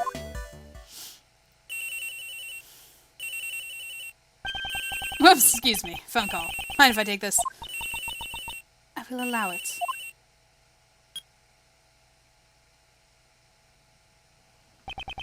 Mr. Shields. Oh, Miles, it's you. How's it going over there? We found Sebastian. Oh! And the knife and the chisel? It seems he handed the evidence over to Blaise DeBest.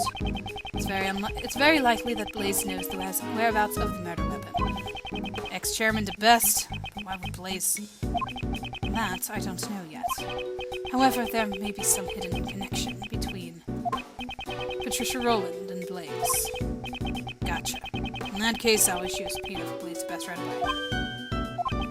I'll grill him personally. I will continue to search for the missing evidence. And for John as well. Try to hurry it up, will ya? We're at our wits' end over here. Feels like the verdict could be handed down at any moment. Understood. How much longer can Judge Courtney's heart hold out? I know she's in a lot of pain. I've got to hurry. So, how's the trial going? Blaise will be taking the stand. I don't know how things will turn out, though. He'll do anything, from hiding evidence to kidnapping. It really is nothing but trouble. I agree. We should probably take another look at the evidence concerning him. Okay, leave it to me. First, here's the latest evidence fresh from the scene. The gloves from earlier, although I'm certainly curious about them. Anything else? The case files from the IS-7 incident. If I recall, Blaise was also involved in this, right? Indeed, he was involved in destroying the evidence. For now, let's keep this one in hand.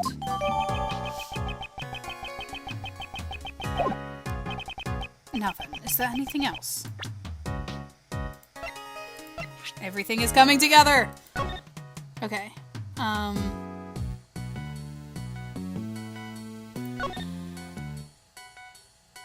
there's the sun's disappearing.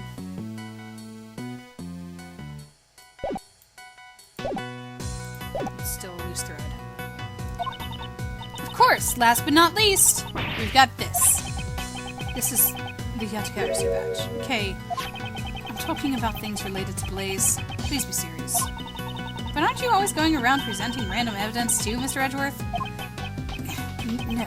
Well, that's... Actually, not so much in this game. I did okay. Ah! Isn't that Sebastian? What are you doing here? Whoa! He ignored us. Well, he didn't ignore you. He saw you and then ran. He came out of the Grand Tower. What was he doing in there? Let's go investigate what Mr. DeBest was up to. Yes, let's. Let us go. The hatch is open. Might be Mr. DeBest who opened it. Did Sebastian come in here? Mr. Edgeworth, over there! The safe's open! Did he come here to open that? Let's examine it thoroughly.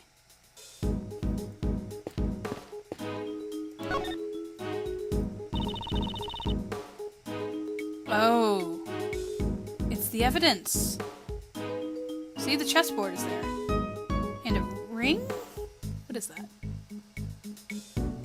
There's something in... Oh, there's something inside the safe! Let's go ahead and have a look. There's some documents in here. It's just a bunch of papers and... Huh? There's a photo in here, too. This is a picture of... That's Mr. Knightley! Horace Knightley, the president's bodyguard. Why is this picture here? And what are all these papers for? I don't know. I have to read the documents to find out. I'm all but certain there's a connection between Knightley and Dogen. Dogen's chess partner, whose identity remained unknown until now, was actually Knightley all along. That is proof enough. Tomorrow I shall interrogate him in the warden's office. I'll get him to confess that he's one of Dogen's henchmen. That thing he laid to rest near the flower bed 12 years ago.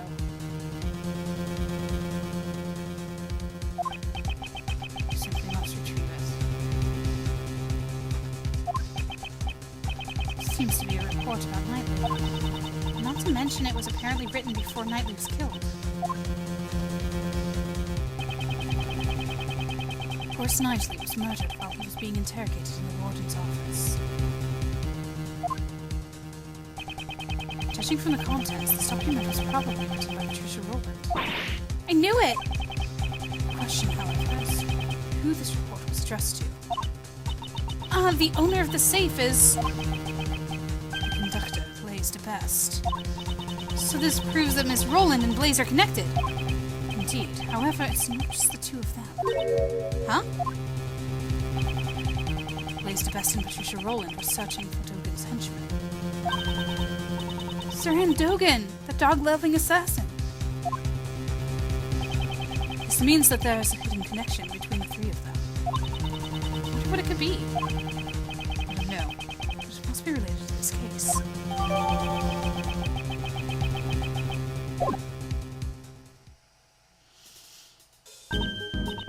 There's some other stuff in here that I remember seeing. It's become much more chill now.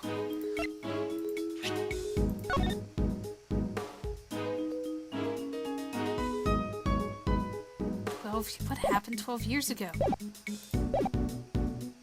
Because it's not the incident. It's not the IS-7 incident. That was 7 years ago. There's something on his finger.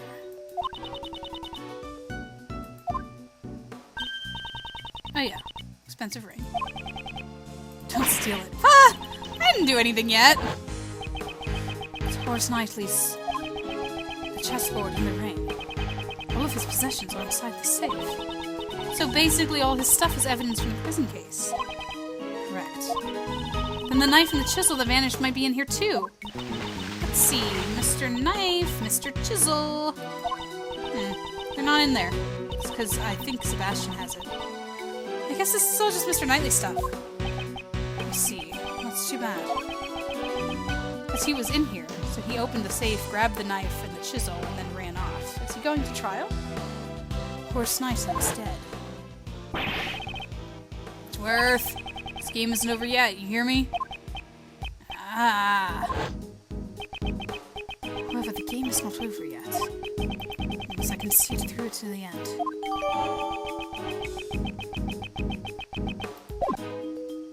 There's so much going on right now.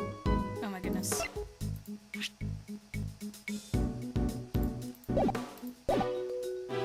Okay, so now we can go this way.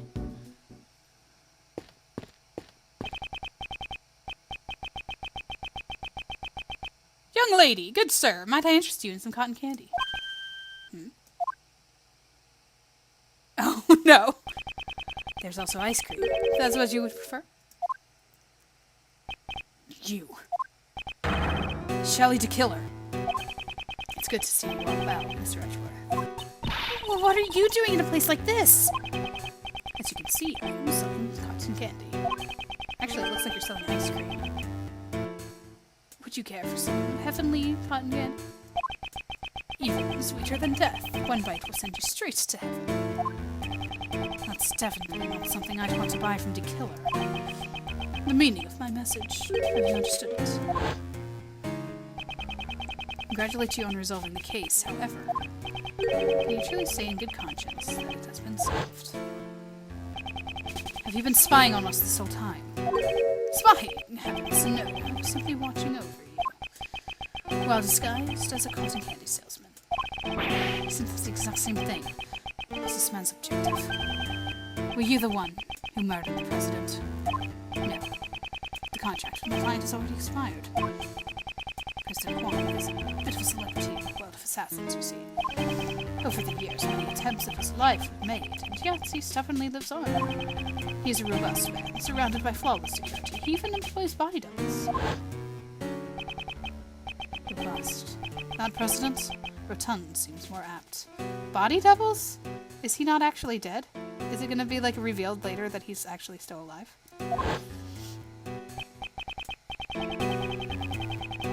Or wait. No, it wasn't the body double. That went with Courtney. I don't know. However, it seems that this time the president's security wasn't exactly flawless. Mr. Rook had only just prevented your previous assassination, but this time I did not kill him. It is not my principle to kill needlessly.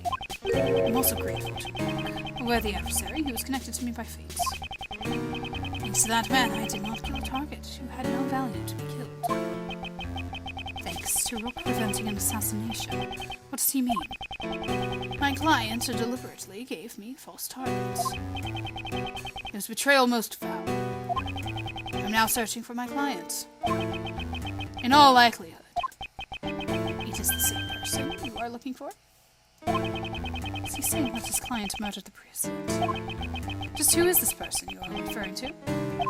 I myself am not allowed to say. It would be a violation of the rules. I cannot disclose the identity of my clients, for to do so would create a problem of trust with my other clients. This is precisely why I'm personally searching for them myself. What are you going to do when you find your client? Of course, they shall be rewarded with a punishment most unfitting of a traitor. That person...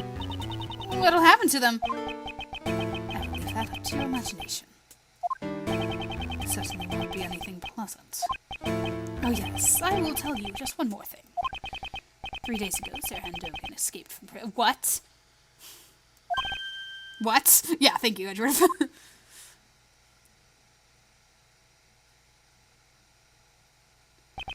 That's not good. 3 nights passed. Dogan's solitary cell was found vacant. It was almost as if he knew I would come to pay him a visit. He visited Dogan's cell. Could it be that the person the killer is searching for is... Well then, if you'll excuse me, I must go. Let us both do our best in tracking down that person. Is that person Dogan now? So, the killer and Dogan, these 2 assassins. Sound is... Mr. Edgeworth, Judge Courtney's cell phone is ringing! Could it be John?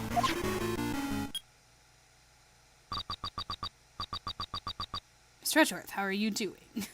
Is it Dogan? I had like a really deep, creepy voice for him, right? Oh no, they're using a voice changer. Darn! Sounds like they're using a voice changer. Who is this? Someone you've been searching for. The one in the red hood. The Red Hood. Are you the person who ambushed Kay? Brilliant deduction. I'd expect no less from a prodigy prosecutor such as yourself. Mr. Edgeworth, I want to listen to this too! Very well. Push on speaker. Well, I must say that I didn't expect the girl to get amnesia. Hey! What's that supposed to mean? But that's not all, you see. Perhaps I should let you in on this, Mr. Edgeworth. Actually, I was the one who ordered Blaze DeBest to kill Jill Crane. I'm sorry, there's somebody above Blaze? What? This must be the person the killer spoke of. I really should thank you, Mr. Edgeworth. You've no reason to thank me. Oh, you haven't noticed. Why, that's so, you know. I wanted you to catch Blaze for me. So I took dear little Kay. What? If Kay was suspected, I knew you would investigate the case. and I was sure that the great Miles Edgeworth would be able to catch Blaze. It was all according to my plan. And you know, I get the feeling that you have the wrong idea, so let me clear something up.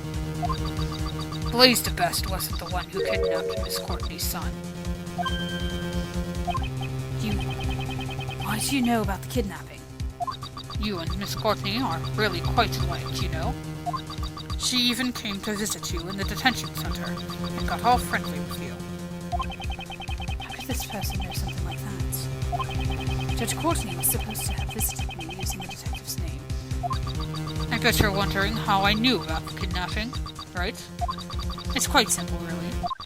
It's because darling little John is in my care right now. What? Huh? You seem surprised. If only I could see the look on your faces. Quickly, little kid. You have to hurry and steal him back. You wouldn't want to tarnish the Yatagarasu's name on your first job, would you? You even know it's my first job? Why does this person know everything in so much detail? Well, I suppose I can't blame you for your mistake. It seems Blaze was after John as well, you see. So there were 2 kidnappings. He's such a fool, you know. Kidnapping his own son instead. Is John there with you? If he is, then I would like to hear his voice. He's here, but I'm afraid I can't do that. You see, he's asleep right now. In that case, there's no way for us to know if you really kidnapped John or not. I suppose you don't have to believe me if you don't want to. What is your objective? Is it to get Patricia Rowland declared not guilty? A not guilty verdict, eh? I couldn't care less about that. So his objective is different from Blaze's. I think I'll keep my objective a secret for now. What then? Well then, I must be going. I hope you enjoy yourself, Mr. Edgeworth. Don't think you can get away with this. Then come and get me. I'll be looking forward to it. That is, if you can bring me to justice. But I highly doubt that. What was that? A clue? A clue? Who in the world was that? I don't know. We don't have enough information. Darn it, we're totally clueless. Meanwhile, they seem to know everything about us. Know everything about us. Okay, you're right. Thinking about it, it is strange. How does the culprit know so much about us? It's so weird. I mean, they even know about the kidnapping. We must figure out how the culprit was able to obtain that information. We must recall, what exactly did that person know? You and Miss Courtney are really quite alike. She even came to visit you in the detention center. And got all friendly. You wouldn't want to tarnish the Yatagarasu's name on your first job. So the kidnapper knows that Courtney came to visit me, and the kidnapper knows that this is Kay's first job.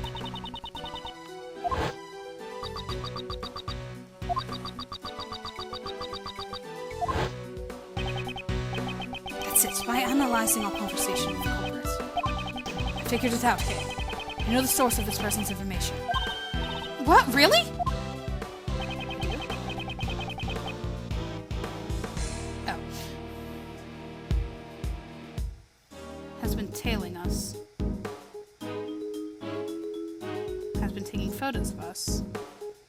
Has planted a bug on us.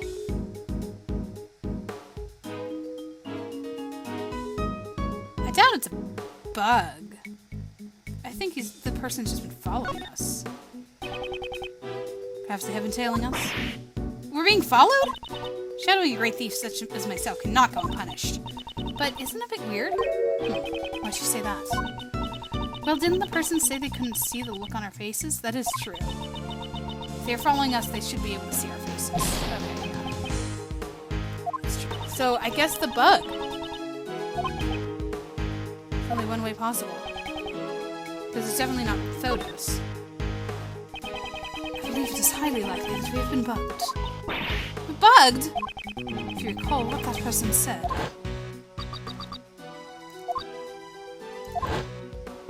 If they couldn't see our faces, that means we weren't taking pictures or following us. But then they must have planned to bug somewhere. Could it be in my stuff? Is there anything nothing that could have had a chance to bug. There must be a hint somewhere in our conversation just now. The Adgarasu, but the person knew something they shouldn't have. The conversation between Judge Courtney and myself in the visitor's room. And was that when I had did I have, because I'm thinking I'm going to have to read all this. Did I have this when Courtney talks to me in the visitor's room?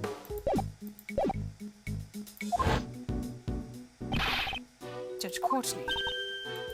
Shh. Please have a seat. The only evidence I had with me at the time was...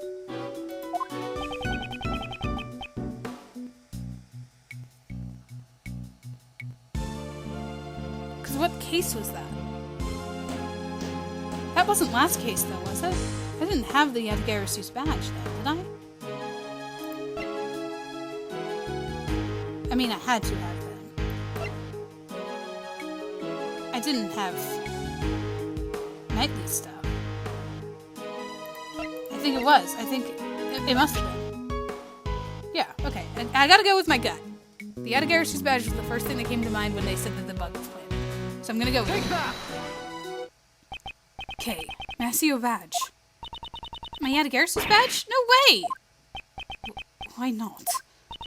Mr. Edgeworth, just because you became a great thief assistant doesn't mean you're ready to wear this badge yet. That's not it. It's very likely that a bug was planted in it. What? In my badge? Let's take a closer look.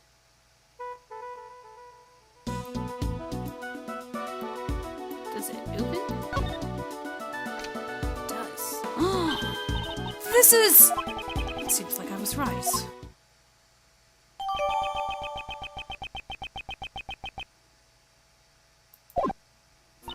How did you know? The person had been in contact with you. I mean, when I was knocked unconscious. Yes, that's why I thought one of your possessions might have been bugged. However, that person also overheard my conversation with Judge Courtney. Even though that conversation took place in the visitor's room, with just the two of us. So you were holding on to it at that time. Exactly. All the other evidence had been taken away from me. Only the Adgarasu's badge remained with me. So this creep's been listening in on us the whole time. Indeed. It must be how they knew about all the information we collected. Does that mean they're also listening in on this conversation? Most likely. Hey, Buster! Okay. Eavesdropping is for cowards. Why don't you come out here and fight us fair and square? What was that? What was that sound just now? Ow! Nicole! Huh, that's Nicole! Honestly, y'all scared the bejesus out of me. Your voice was so loud there, little missy. I was so surprised it fell flat on my behind. I'm sorry.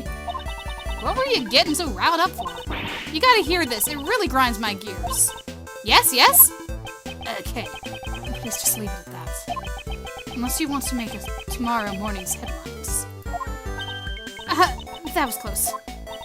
Aw, shucks. Don't be such a stick in the mud. What's wrong with letting the gal open her heart and spill the beans? For now, I'll turn the bug off.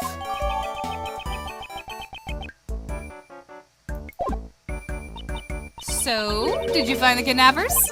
Miss Swift, was the boy you saw being kidnapped? This boy in the photo? Nope, they ain't nothing like. He had more stupid-looking face. And was wearing a collared school uniform. I thought so. But again, we were led astray by this woman's testimony. We will have to conduct our investigation all over again. So we're back where we started. Are there any new leads? Oh, we're running out of time. There's only 20 minutes left until 2 o'clock.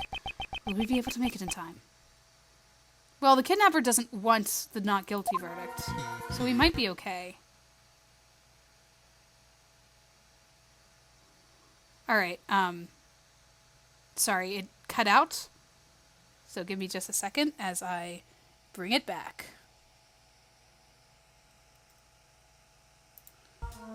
It's that 2-hour mark, man, that always gets me here. Okay. We're back online.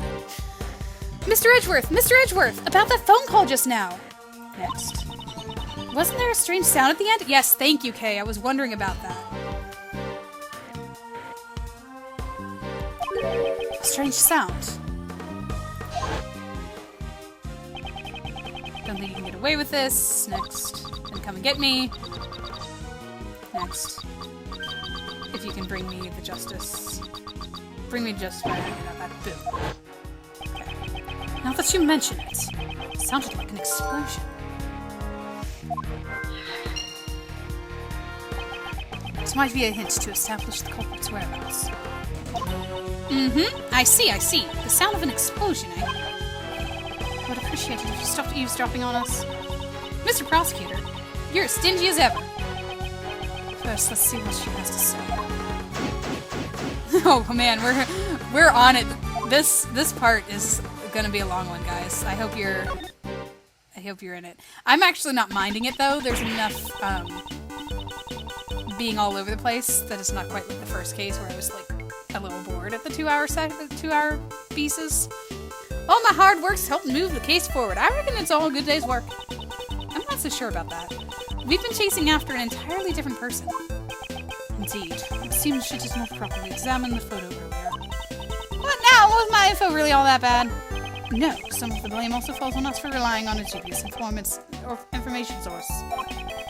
It's time for us to regroup and start over. Well, I mean, to be fair though, it was good that we found Sebastian and saved him. All is good. He's doing better now. He's moving along in life. He's gonna be fine. Could you hold on a sec? If you think I'm staying quiet after being called a dubious source, you got another thing coming. Fine then. Guess I'll just have to tell you about the scoop I've been saving. You've been saving the scoop. Although I'm not expecting much, let's hear it. What is this scoop of yours? It's Muzilla! I have decisive evidence that the Muzilla exists. Okay, let's go, Kay. He just like walks out of frame. Hold up, I'm being serious. Y'all might not believe it, but it's true. We don't have much time, but I guess there's no other way. Would this decisive evidence of yours be something you recorded on that tape recorder? That's Mr. Edgeworth for you. You're good at figuring things out, aren't you? This is how the Muzilla spewing out fire. This place nearly became a sea of flames. If you say so. Don't make that face! If you think I'm lying, then have a listen for yourself. Ready? Here comes flame.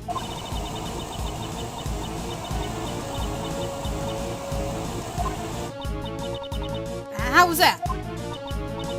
It's hard to tell over your shouting. But if you say so, I guess they could be flames. Miss Swift, did you truly witness these so-called flames? Well, to tell you the truth, I didn't really see it with my own two eyes. On account of, I wasn't actually there at the time. If Muzilla had appeared, wouldn't you have noticed no matter where you were? Oh, well, I was a ways off, and I was using a slightly unusual recording method, so... could you explain to me this recording method in more detail? Oh, I guess I just dug my own grave.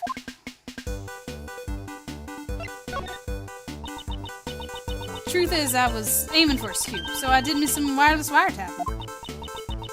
Wait a minute, wireless wiretapping? If there's no wires, how are you tapping them?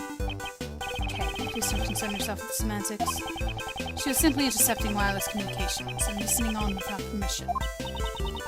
I've been spending the last few days scoping out the Grand Tower with my mentor.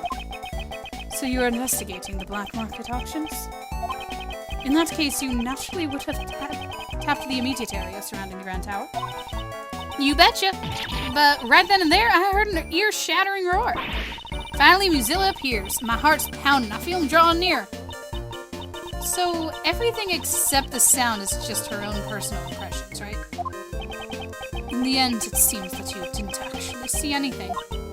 Well, I reckon writing's more my thing. Anyways, as I continued turning into the situation, little Miss Cave there almost shatters my eardrums.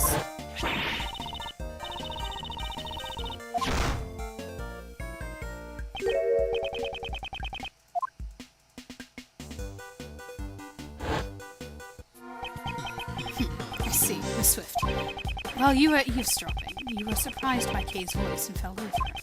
In other words, you did not hear her voice directly. You heard it via the radio waves emitted by the bug, did you not? What? Then does that mean that the one who planted the bug on me was... I was just eavesdropping. I never stooped to bugging nobody. Miss Swift, do you mind if we borrow that tape for a while? Just do what you please already.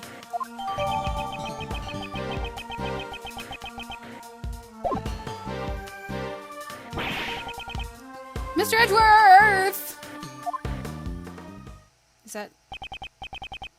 Mr. Keys, Miss Mary? There's Did you find him? Not yet. Just where could John be? John? No, it's nothing. Don't worry about it. I don't know anything about the kidnapping. Regarding Sebastian, we found him not too long ago. Really? That's great! Thank you so much. Now I won't be arrested again. Let's go talk to them. As expected of Mr. Edgeworth, how'd you find him? Naturally, it was all thanks to his powers of logic and reasoning. Actually, it was just a coincidence. I guess we weren't any help at all, were we? Don't be silly, of course you helped. Really, thanks a lot. Where were you guys searching, Simon? It was a bit far off, but we searched around the Sunshine Coliseum. Okay. Sunshine Coliseum, so they were by the shore.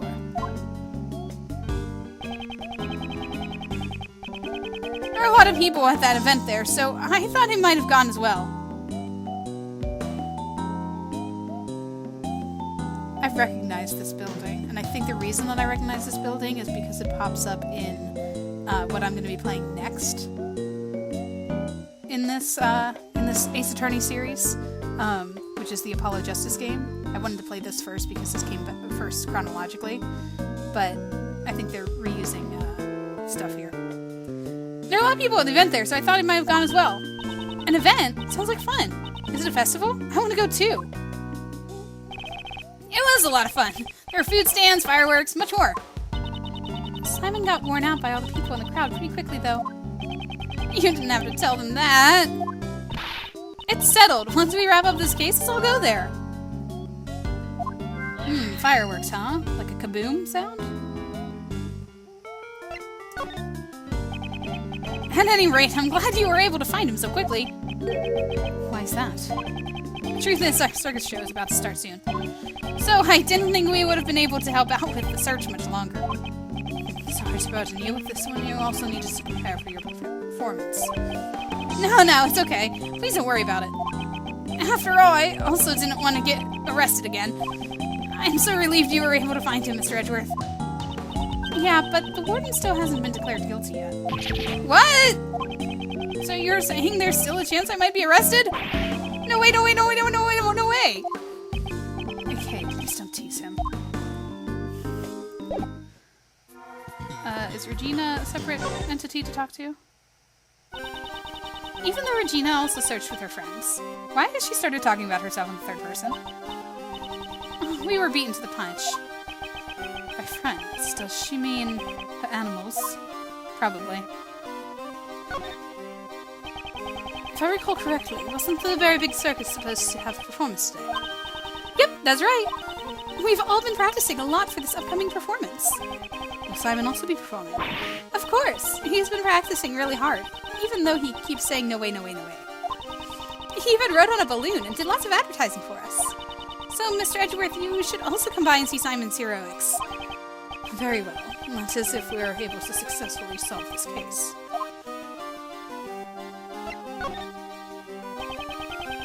Sounded like you were saying you used animals in your search. Yep, I thought I would be able to find him if I used Regent and Mystique, but Simon said no way, and stopped me. No fun!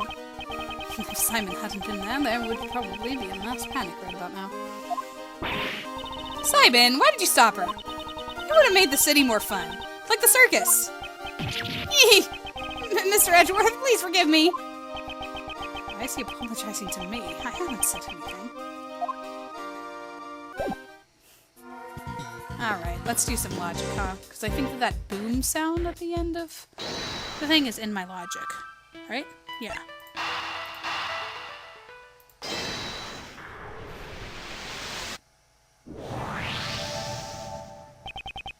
Mr. Keys, did you say that there were fireworks at the Coliseum earlier? What about them? Were those fireworks set off during the day? Yeah, even just while we were there, a bunch of them were set off. What is it, Mr. Edgeworth? That explosion sound we had at the end of the kidnapper's phone call? Could very well have been the fireworks. Ah!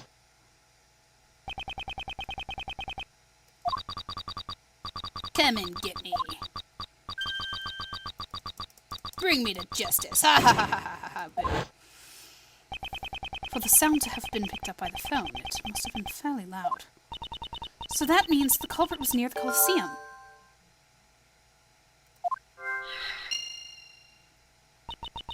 Even so, I bet the fireworks could be heard in lots of places around the Coliseum. Indeed, it would be impossible for us to search the entire area by ourselves. If only we could have the police lend us a hand. Gumshoe? Gumshoe! I was actually just thinking about you helping us. Buddy. Buddy.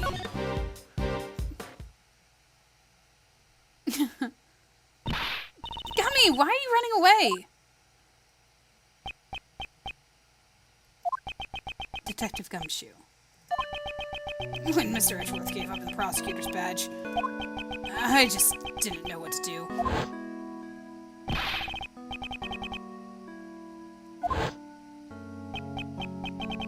And then I began to think, Mr. Edgeworth isn't prosecutor anymore.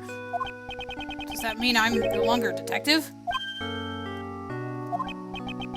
But that's not true. Even without Mr. Edgeworth, I'm still a detective, and investigating is my job. Detectives don't investigate just for the sake of prosecutors, Val.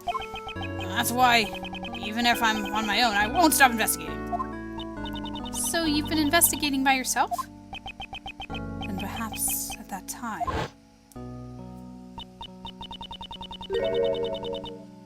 should thank your former subordinate. He gave me some valuable information which may save Kay Faraday. Detective Gumshoe. So, Jill Crane's autopsy report. I went to the detention center to see how Kay was doing. That's when I heard. Get to where I am, you can just create your own truths anytime you want. Kay Faraday's the culprits. That was the truth that I simply manufactured out of thin air. That face, that expression! You heard that conversation. That's right. And that's why I looked over the evidence again myself, sir. Gummy, that's amazing! So it was you who saved me!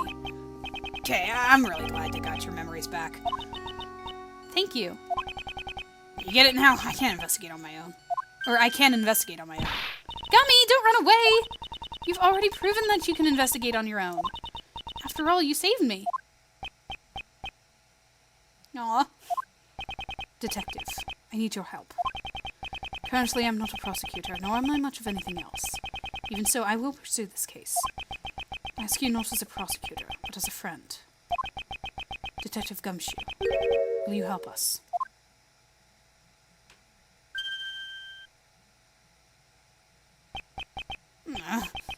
Please cut it out, sir.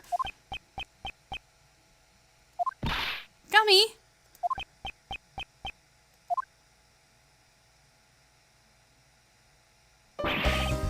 Okay, I get it, pal. I can't bear to see Mr. Edgeworth bowing his head to me like this. Yummy! Thank you, Detective. What do you want me to do, sir? Investigate. Detective Gumshoe, please tell me what you found in your investigation so far.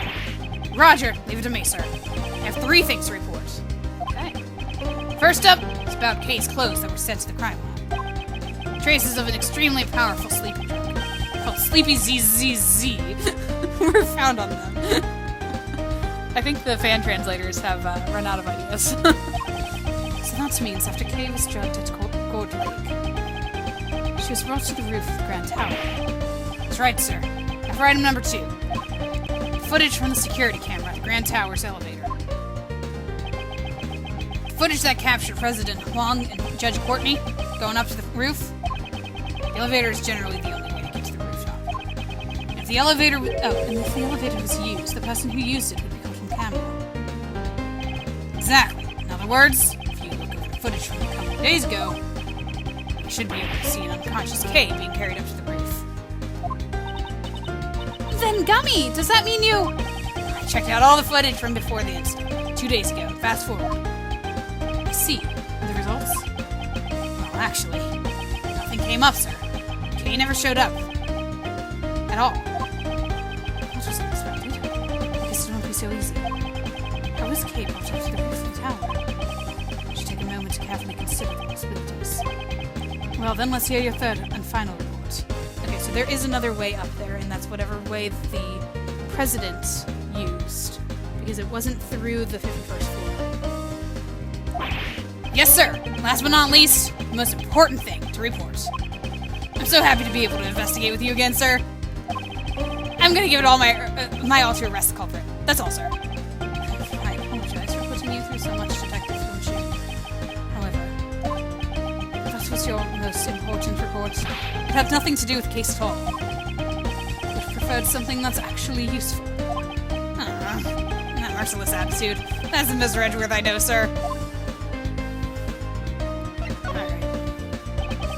A young boy has been kidnapped. I want you to help us search for him. A kidnapping, sir. The victim is a boy by the name of John Marsh. Ah, that kid with the horns. Yes, do you know about him? I saw that boy myself, sir. Was that this morning? That's right. He came out of that trailer over there. And then he walked toward the garbage pickup area. the garbage pickup area? It's right over there, pal. After all the trash from the Grand Tower's office is collected. I don't know what happened after that. Since I left the place around then. Seems we must investigate the garbage pickup area. Alright. Let's investigate the garbage pickup area. Gummy said John headed toward the garbage pickup area. How many times are we going to say those three words together? Indeed. There might be some traces of him left behind. It's the milk!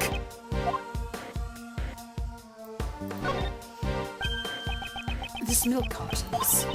It's the one John was drinking out of! There's no mistake. Something must have happened to John here.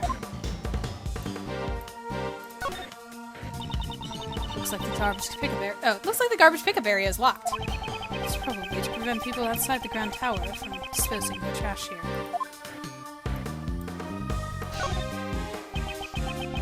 The garbage pickup time is at 11 AM, so that's why there's no trash. When I looked here earlier, the place was overflowing with garbage. Oh, when I looked earlier, the place was overflowing with garbage.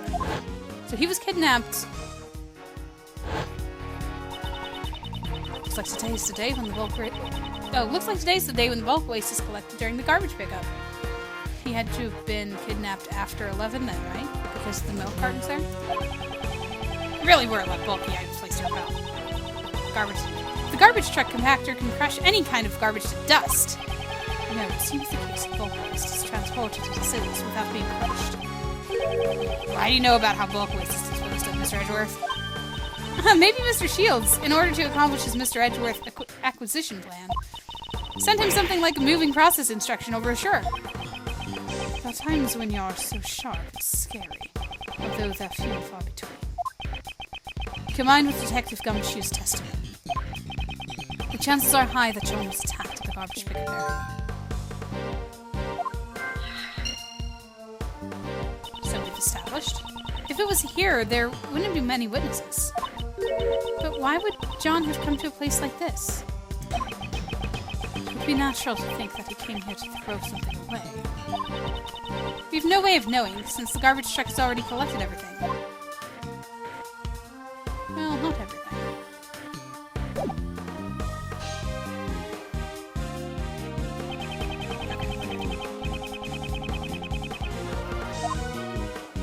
Alright, logic time.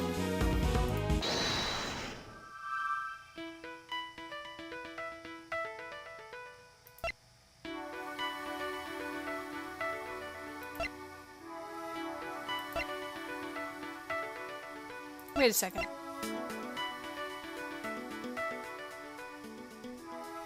about the garbage truck?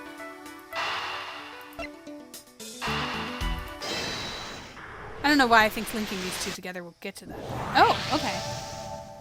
Alright, so the garbage truck. The only vehicles that came through this plaza this morning were the taxi and the blue truck.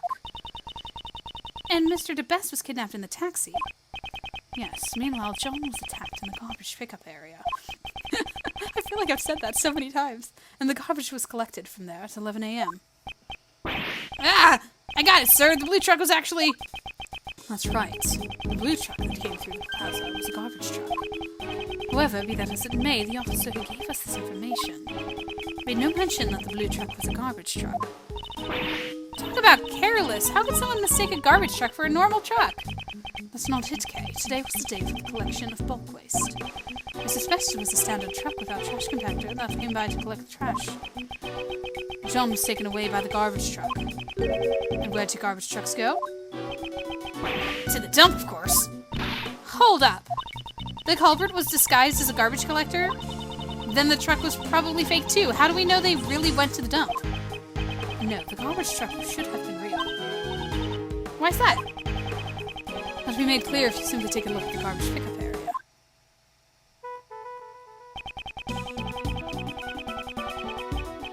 The fact that it's empty? Is it the fact that it's empty? Take that! The fact that there's nothing there?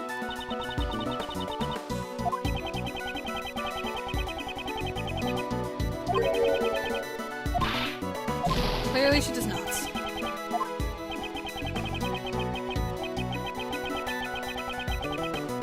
If it wasn't a real car, they wouldn't have been able to collect the trash, yeah. Wasn't there something around here that proves that? Oh, was it the key? Like, because they would have to get in there? Take that! Okay. The garbage pickup area is locked. Oh, only a real garbage collector could have unlocked it to collect the trash. Precisely. We should assume that the genuine garbage truck was used. For example, the kidnapper could have put John in a large cardboard box. If the box was mixed in with the rest of the bulk waste, the garbage collector would have carried John away without even knowing it. Oh, and if he's at the place where the event is, they didn't go to the dawn garbage place, they went to, or the dusk garbage place, they went to the dawn garbage place, which is near the docks. Because the event, the Colosseum is near that direction. Exactly, the culprit would then lie in wait at the garbage dump. And if they said, I threw it away by mistake, the box would be returned to them. Any garbage dumps nearby? 2 of them. Yeah, see how the Sunshine Coliseum is here? So he could have been taken to the Dawn Waste Center to hear the kaboom. There's 2 of them! So, which garbage dump was he taken to?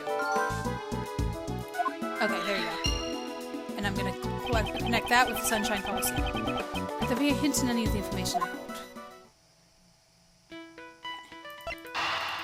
Garbage dump near the Coliseum. Those footprints are going to be an issue. Based on the explosion sound we heard from the kidnapper's phone, we know that John is being confined somewhere, in some place in the vicinity of the Coliseum. One of the garbage dumps is right next to the Coliseum. John was almost certainly taken there. In which case, the place he is being confined to must also be somewhere close by. Detective Gumshoe. Yes, sir! Could I ask you to search the area around this garbage dump? You don't have to ask me like we're strangers, sir. It feels so distant. Please just order me around like you normally do. I love Gumshoe. Are you sure, Detective?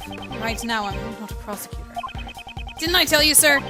Detectives don't just investigate for the sake of prosecutors. You have my thanks, Detective. What a great guy. I love Gumshoe. Mr. Edgeworth, look! It's almost time! Yes, it would be best if we hurry. It should also be in their limit.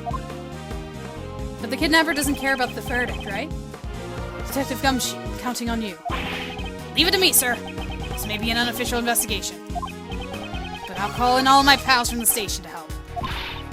I'll help too! Stealing John back is my job, after all. I'll be returning to the court. I might be able to draw out some more time. Okay, well then, even in the depths of night... The clock just struck 2. We have to hurry. Yes, sir! Ah, my introduction! When no other bird dares to take flight! We're still going, guys. Oh, man. Thanks for sticking around. This is a longer episode today. I'm sure it's got to be closing out soon, right? Oh, hi, Blaze. I forgot that you were subpoenaed. What was his voice? Well, well, well. If it isn't former prosecutor Edgeworth. Blaze the best. Witness, face forward. We're not done talking yet. Like I said, you see, well, exactly what I've needed to help that person out, Your Honor. You know, it's a crying shame. Having a beautiful woman declared guilty. Honestly, brings tears to my eyes. But you see, there's no reason for me to go out of my way to hide the evidence just to save her. Objection! However, we still have the testimony of your son, Prosecutor DeBest. He testified that he handed the evidence over to you. Slightest clue what he was talking about. Simply can't imagine why Sebastian would have said something like that, you know. Objection!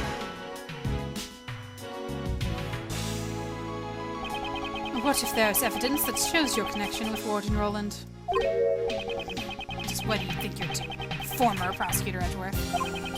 I was under the impression that you were no longer in any position to stand in court. Why am I making his voice like Lang's? I'm sorry, I don't remember what his voice was. Miles Edgeworth, how dare you barge into my prosecutor's bench? Francisca, I'm sorry. I need you to lend me the bench for a little while. What are you saying? Judge Courtney, I brought final evidence related to this case. Your Honor, please allow me to testify. She'd never allow it. Objection! Courtney Pye, Uncle Ray also asks that he be allowed to testify. There are no objections from the prosecution either, right? Understood. The prosecution also has no objections. Objection! Oh, right, that was his voice. There's no way you can allow something like this, you know, such high-handed methods. Surely they are enough to warrant being held in contempt of court. What'd you say, Courtney? As long as John is still in danger, Judge Courtney cannot rule against the warden. I must convey to her somehow that the search for her son is progressing. Judge Courtney, I ask that you have faith in me and my assistant. Now that you mention it, where exactly is she? She's currently out searching for the most important piece of evidence. Objection! It's a waste of time. There's no such evidence. Are you stalling for time? How disgraceful. Objection! Most important piece of evidence. Courtney Pye, I don't really know what that evidence is, but I think we should have faith in her. After all, even if she may not look it, she's still a great thief yet again, Sue. Somehow it seems that Mr. Shields understands. Judge Courtney, we've already determined the general location of that evidence. It's only a matter of time before she steals the evidence back. I understand. Then I shall give you special permission to testify. Thank you, Your Honor. This is ridiculous. This vital evidence that you have found, please present it to the court. Blaze DeBest and Patricia Rowland are somehow connected. Allow me to present the evidence that proves it.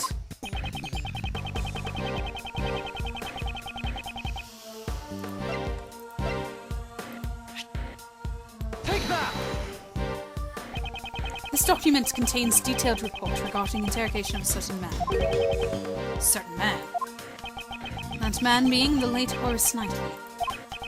And the one who interrogated him was the defendant in this trial, Patricia Rowland. So that means that was the interrogation order. That's right. Patricia Rowland murdered Knightley in the aftermath of the interrogation. And that very interrogation has been recorded in this written report. That definitely sounds like vital evidence. Miles Edgeworth, just now you referred to that document as a written report. Now, just who in the world was that report written for? I thought you might ask that, Francisco. And that's precisely what is most important about this report. We found this document inside the safe in the storeroom on the 51st floor of the Grand Tower. The 51st floor? The storeroom for the black market auction. Indeed. And the conductor of the auction is you, Lacebest. You received a report about the victim from Warden Rowland. In the face of this evidence, can you still say you have no connection to this case? In regards to that, I refuse to answer. What? It's yet to be proven in court that I was conductor of the black market auction. Oh, have you already forgotten the events of this morning? I believe I had already proved it back then, did I not? But not in court yet. I won't deny that I was bested by you, however, that was at the crime scene. Who knows if the results will be the same in court? An acquittal is still possible, you see. Until it's been proven in court that I am the conductor of the black market auctions. You can't prove that document was addressed to me. Your logic is twisted. It's not very nice, you know. My logic isn't twisted, is it, Courtney? Don't you feel the same way? It was quite unlike you to allow former Prosecutor Edgeworth's statements just now, you know. It saddens me, you see, that you would fail to uphold the law as a judge should. In fact, I'm so upset by this, I may have no other choice but to use my last resort, you know.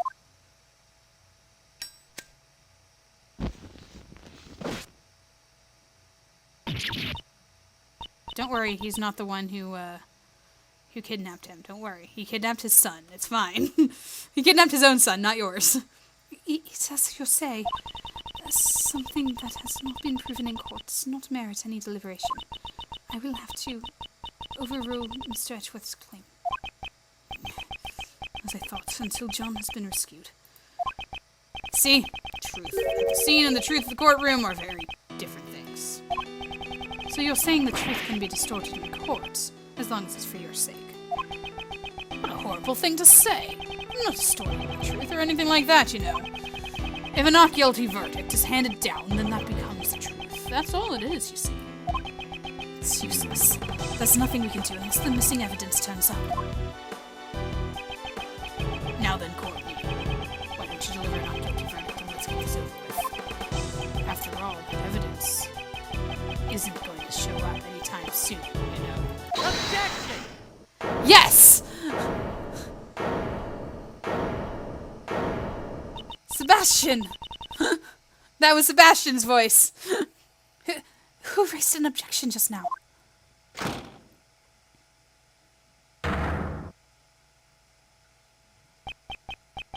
Pops? Sebastian? Why did you come back here now, of all times? Sebastian, what is the meaning of this?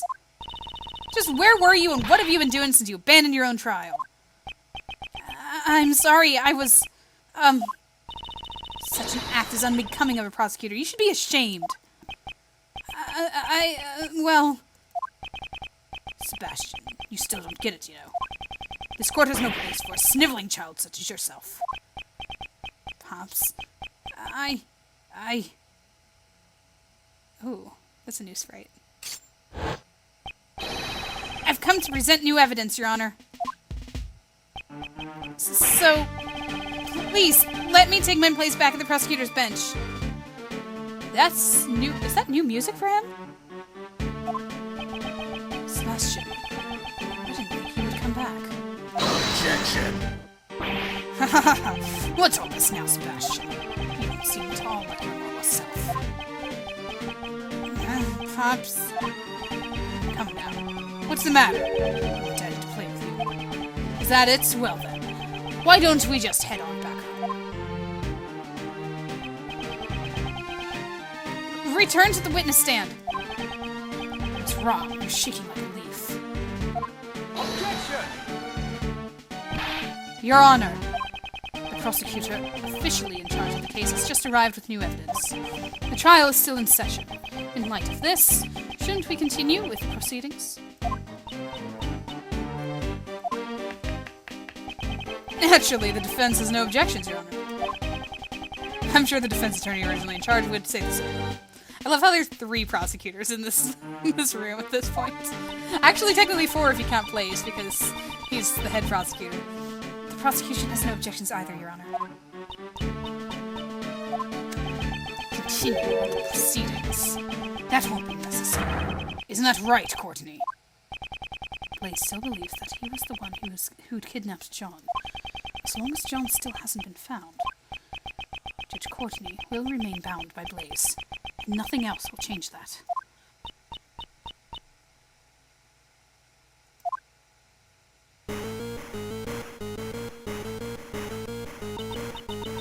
That sound is... your cell phone. My phone as well. Oh, Uncle Ray's phone also. Mr. Edgeworth! Mr. Shields!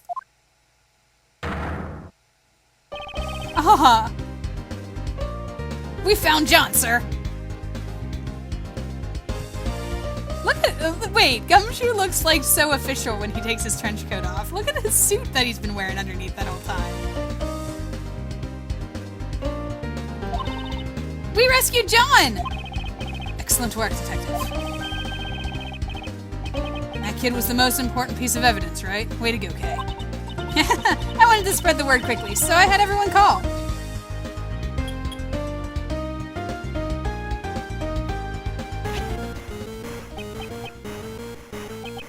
Judge Courtney, it's for you.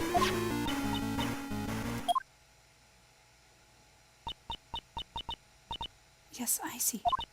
I'm so glad you're safe. Make sure you properly thank everyone, okay? Be careful and come home safe.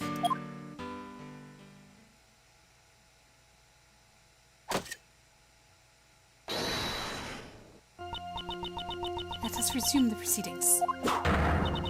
Now that I may once again swing my gavel to my heart's content. You're kidding, right? It's just a sad joke, you know. Witness, this is no joke. Please return to the stand. Prosecutor De Best as well. Promptly return to your seat at the prosecutor's bench. Yes, Your Honor.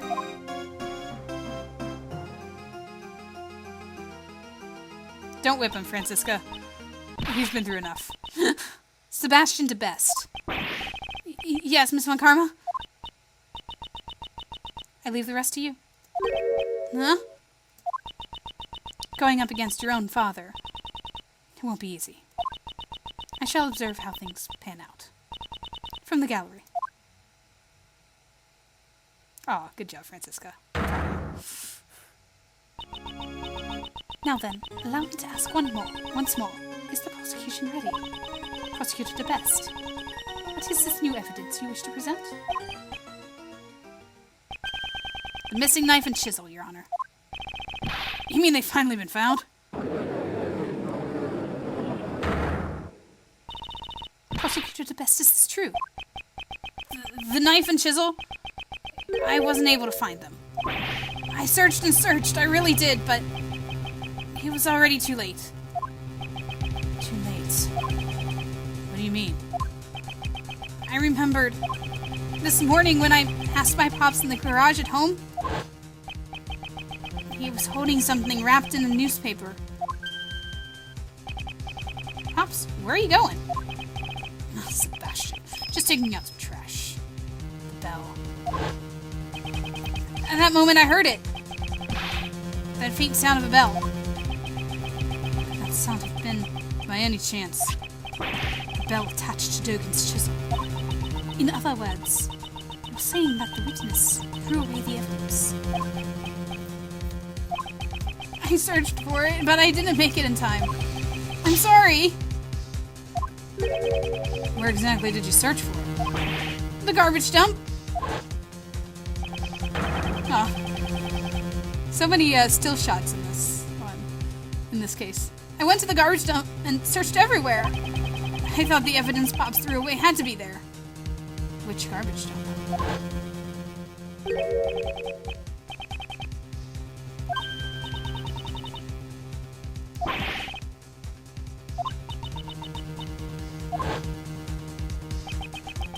So at that time, he had gone to the garbage dump. Probably the one that the kidnapper wasn't at. But this was all I could find. It smells rather peculiar. As you mention it, there's kind of a funky smell coming from you as well. What do you expect? I was digging through garbage! And what of the knife? I think it's buried somewhere in that giant mountain of trash. But I couldn't find it by myself. I understand. I shall accept it into evidence. Well done, Sebastian. You never betrayed my expectations, you know. You searched so desperately through the garbage, and that's all you have to show for it. Oh, what a tearjerker. I'm tearing up already. Objection. It's a bit too early for tears, don't you think? We haven't examined the evidence properly yet. I think it's just a pointless waste of time, you know. Counting on you. Sebastian, Miles. Show them that the truth can be exposed in court and taken down. Mr. Shields is backing us up. Now all we need is a breakthrough. Prosecutor DeBest, let's take a closer look at the evidence. Right!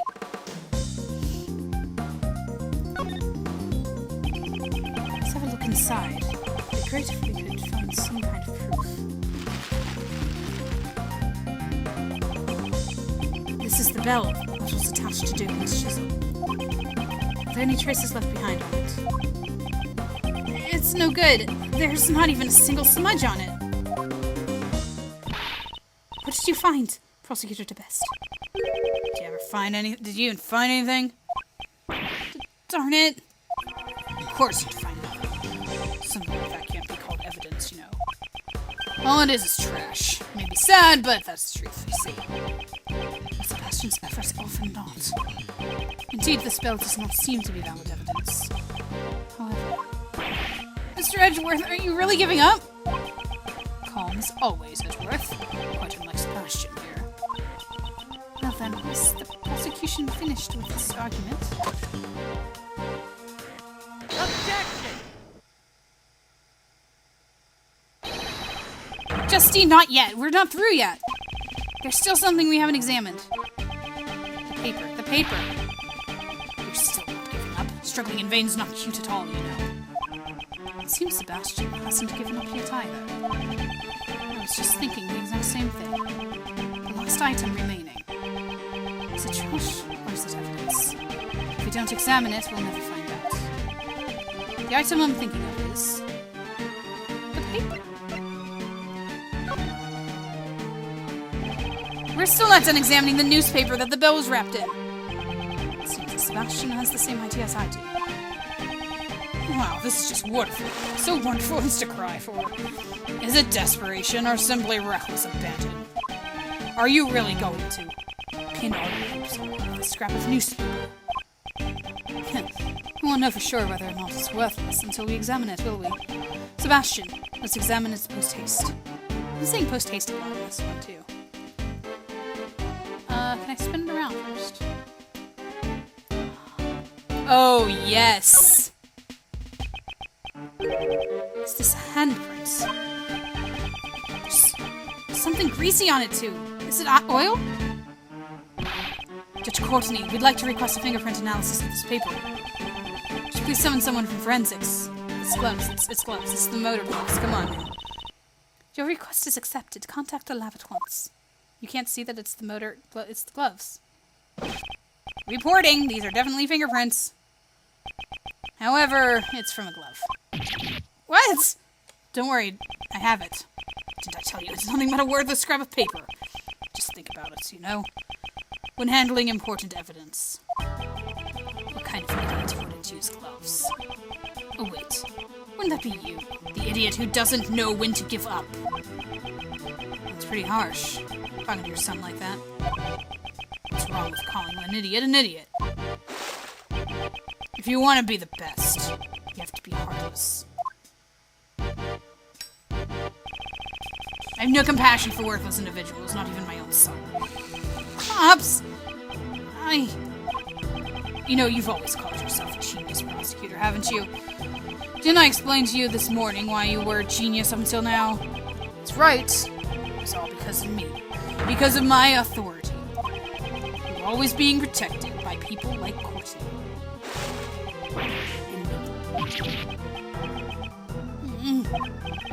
Now get that stinging face of yours out of my sight. Stinking? You know, now that I think about it, that stench might just suit you perfectly. Wow, he is such a jerk. Just keep it away from my nose, or my eyes will start watering. Objection! Wrong. You're wrong, Pops. Sebastian, what are you talking about? You're the one who stinks, Pops. It's you, not me. What?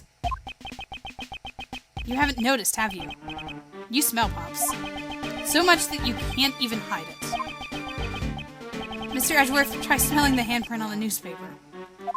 The smell. It smells like oil. I know something that smells just like it. Come to think of it, like that.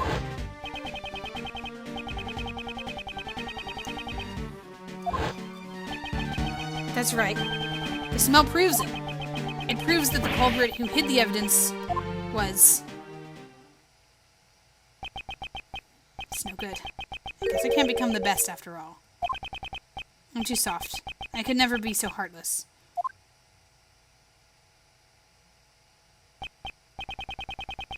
I just can't bring down my own father with my own hands. Prosecutor DeBest. Summon your courage. Become a different prosecutor from your father. Wasn't that what you decided? We are prosecutors, and as prosecutors we stand in the courtroom. In that case, isn't it our duty to shed light on the truth? Exposing crimes and bringing criminals to justice. Even if the criminal is your own father. That is your duty as a prosecutor. Didn't I promise you that if you have the courage to stand up, I will show you the way. And if you cannot do it alone, then we shall do it together. Thank you, Mr. Edgeworth.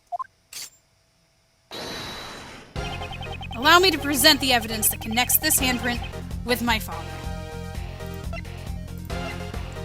Attaboy, buddy. Attaboy.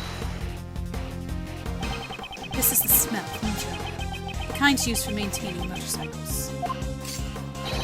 Both myself and Mr. Edgeworth have smelled this exact same smell before.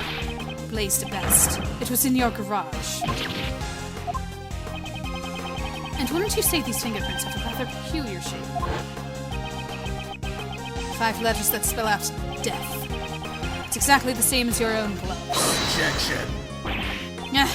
You can buy gloves like that from anywhere. I knew it. I knew that's what he was going to say, because I was like, that A is going to be important. It doesn't prove a thing. Is that really the case? That's not the only thing that these two pieces of evidence have in common. Fingerprints on this newspaper that was used to wrap the bell. And Blaze's mechanic's gloves. This is the unmistakable similarity they both share. Take that! If you examine the imprint left by the letter A, you'll see it's unmistakably from this glove. What? And that's not all.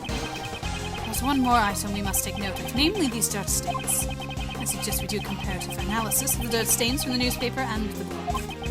If the contents match up, then it would prove to be decisive evidence. Bailiff, please have these dirt samples sent to forensics for analysis immediately. Edgeworth, Sebastian!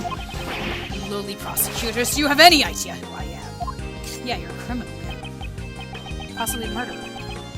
Pops, you can't run away anymore. It's been proven in court that you concealed the evidence. and that you tried to cover for the defendant. You were saying that I'm guilty? You were sent to prison? Me, Blaze the Best? It's not responsible. Disappear. There must be some mistake.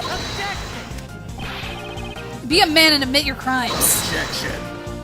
Do you really think you can survive if I'm not around? He can thrive. I'll be fine now. I thought I wanted to become the best prosecutor so I could get your approval, Pops. But when I was kidnapped by your men and stuck in that dark room, I started thinking, I am truly powerless. I despaired and averted my eyes from the truth. But at that moment, Mr. Edgeworth stepped in and showed me the way. And now I'm no longer just a child chasing after his father's approval. I've become capable. I can find evidence all on my own now. My men kidnapped you. Why were you... Pops, I'll show you the truth you never knew. Through this trial. Sebastian, how dare you speak to me like that? You should have just stayed as an idiot's son. You may have hated me to the very end, Pops. But I've always looked up to you.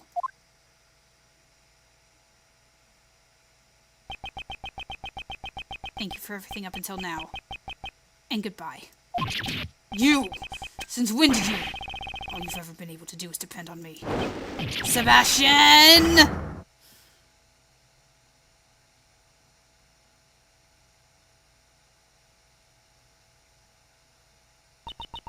It has been established that the evidence was concealed by Blaze the Best himself.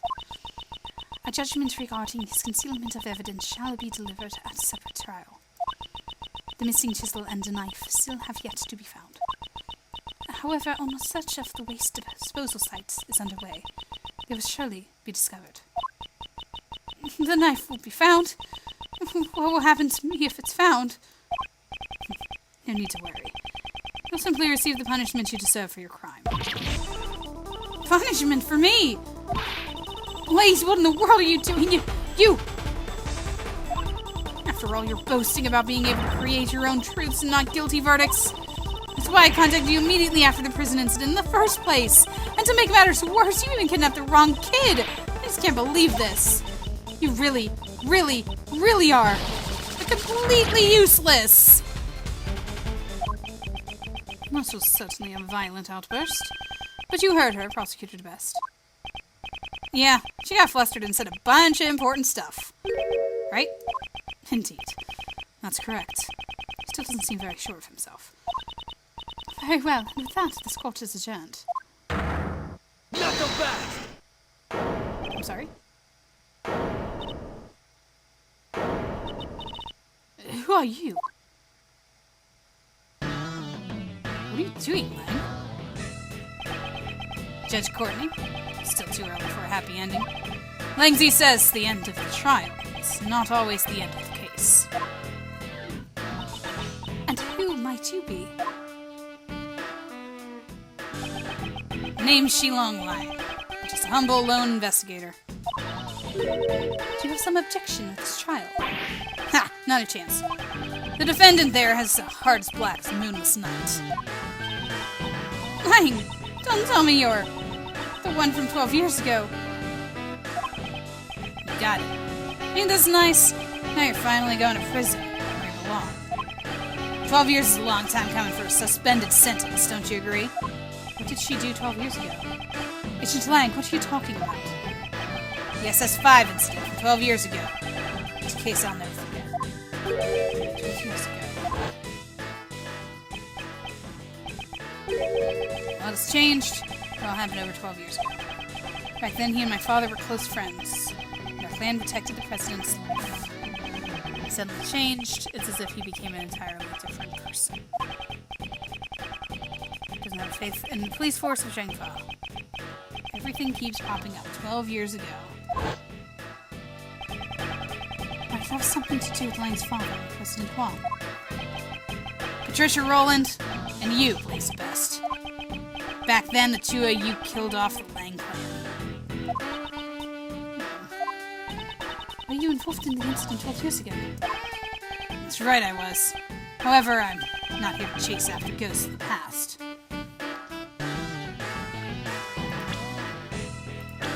Hold on, I'm checking ages. I'm here for you, Justine Courtney. Oh no, he's still after her. Shoot. We didn't do anything to help with that case at all. Me? You and one other. One other?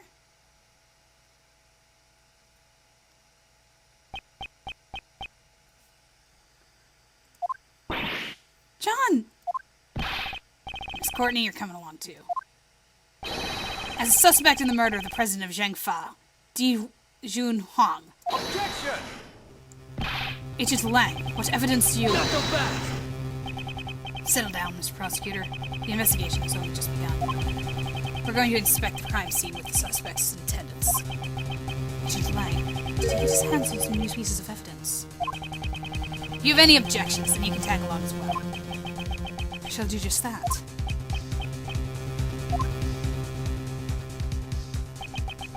The end of the trial soon follows the end of the case.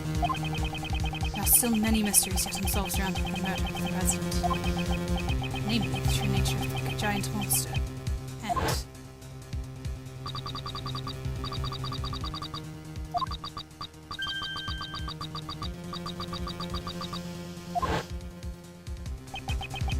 the true identity of the person on the other end of the phone.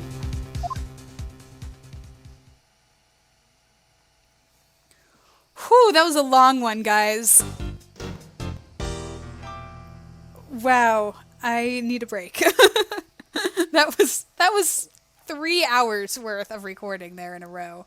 Holy cow. But a lot has been taken care of, and a lot has not been taken care of yet. So we still have quite a bit more to go in this final case. But the length of that part makes me... I would, you know, you'd think that I'd be concerned about the length of the parts to come, but I think the fact that that was very long means the following parts won't be as long. But who knows? I think they were just trying to, like, finish out the best story there. And I don't know why they didn't just do it in parts, though, because we did fade to black a few times that I thought was going to be the to be continued. So I don't know. I don't know why the game makers made it that way. But anyway, I'm not going to waste any more of your time. It has been a long one this time. Stay tuned, stick around. We've still got some parts to go in this last case of the game. And we've got a kidnapper to find, a suspect to find, a murder to solve, probably the judge to defend. So, all that and more coming up next. So I'll talk to you guys next time.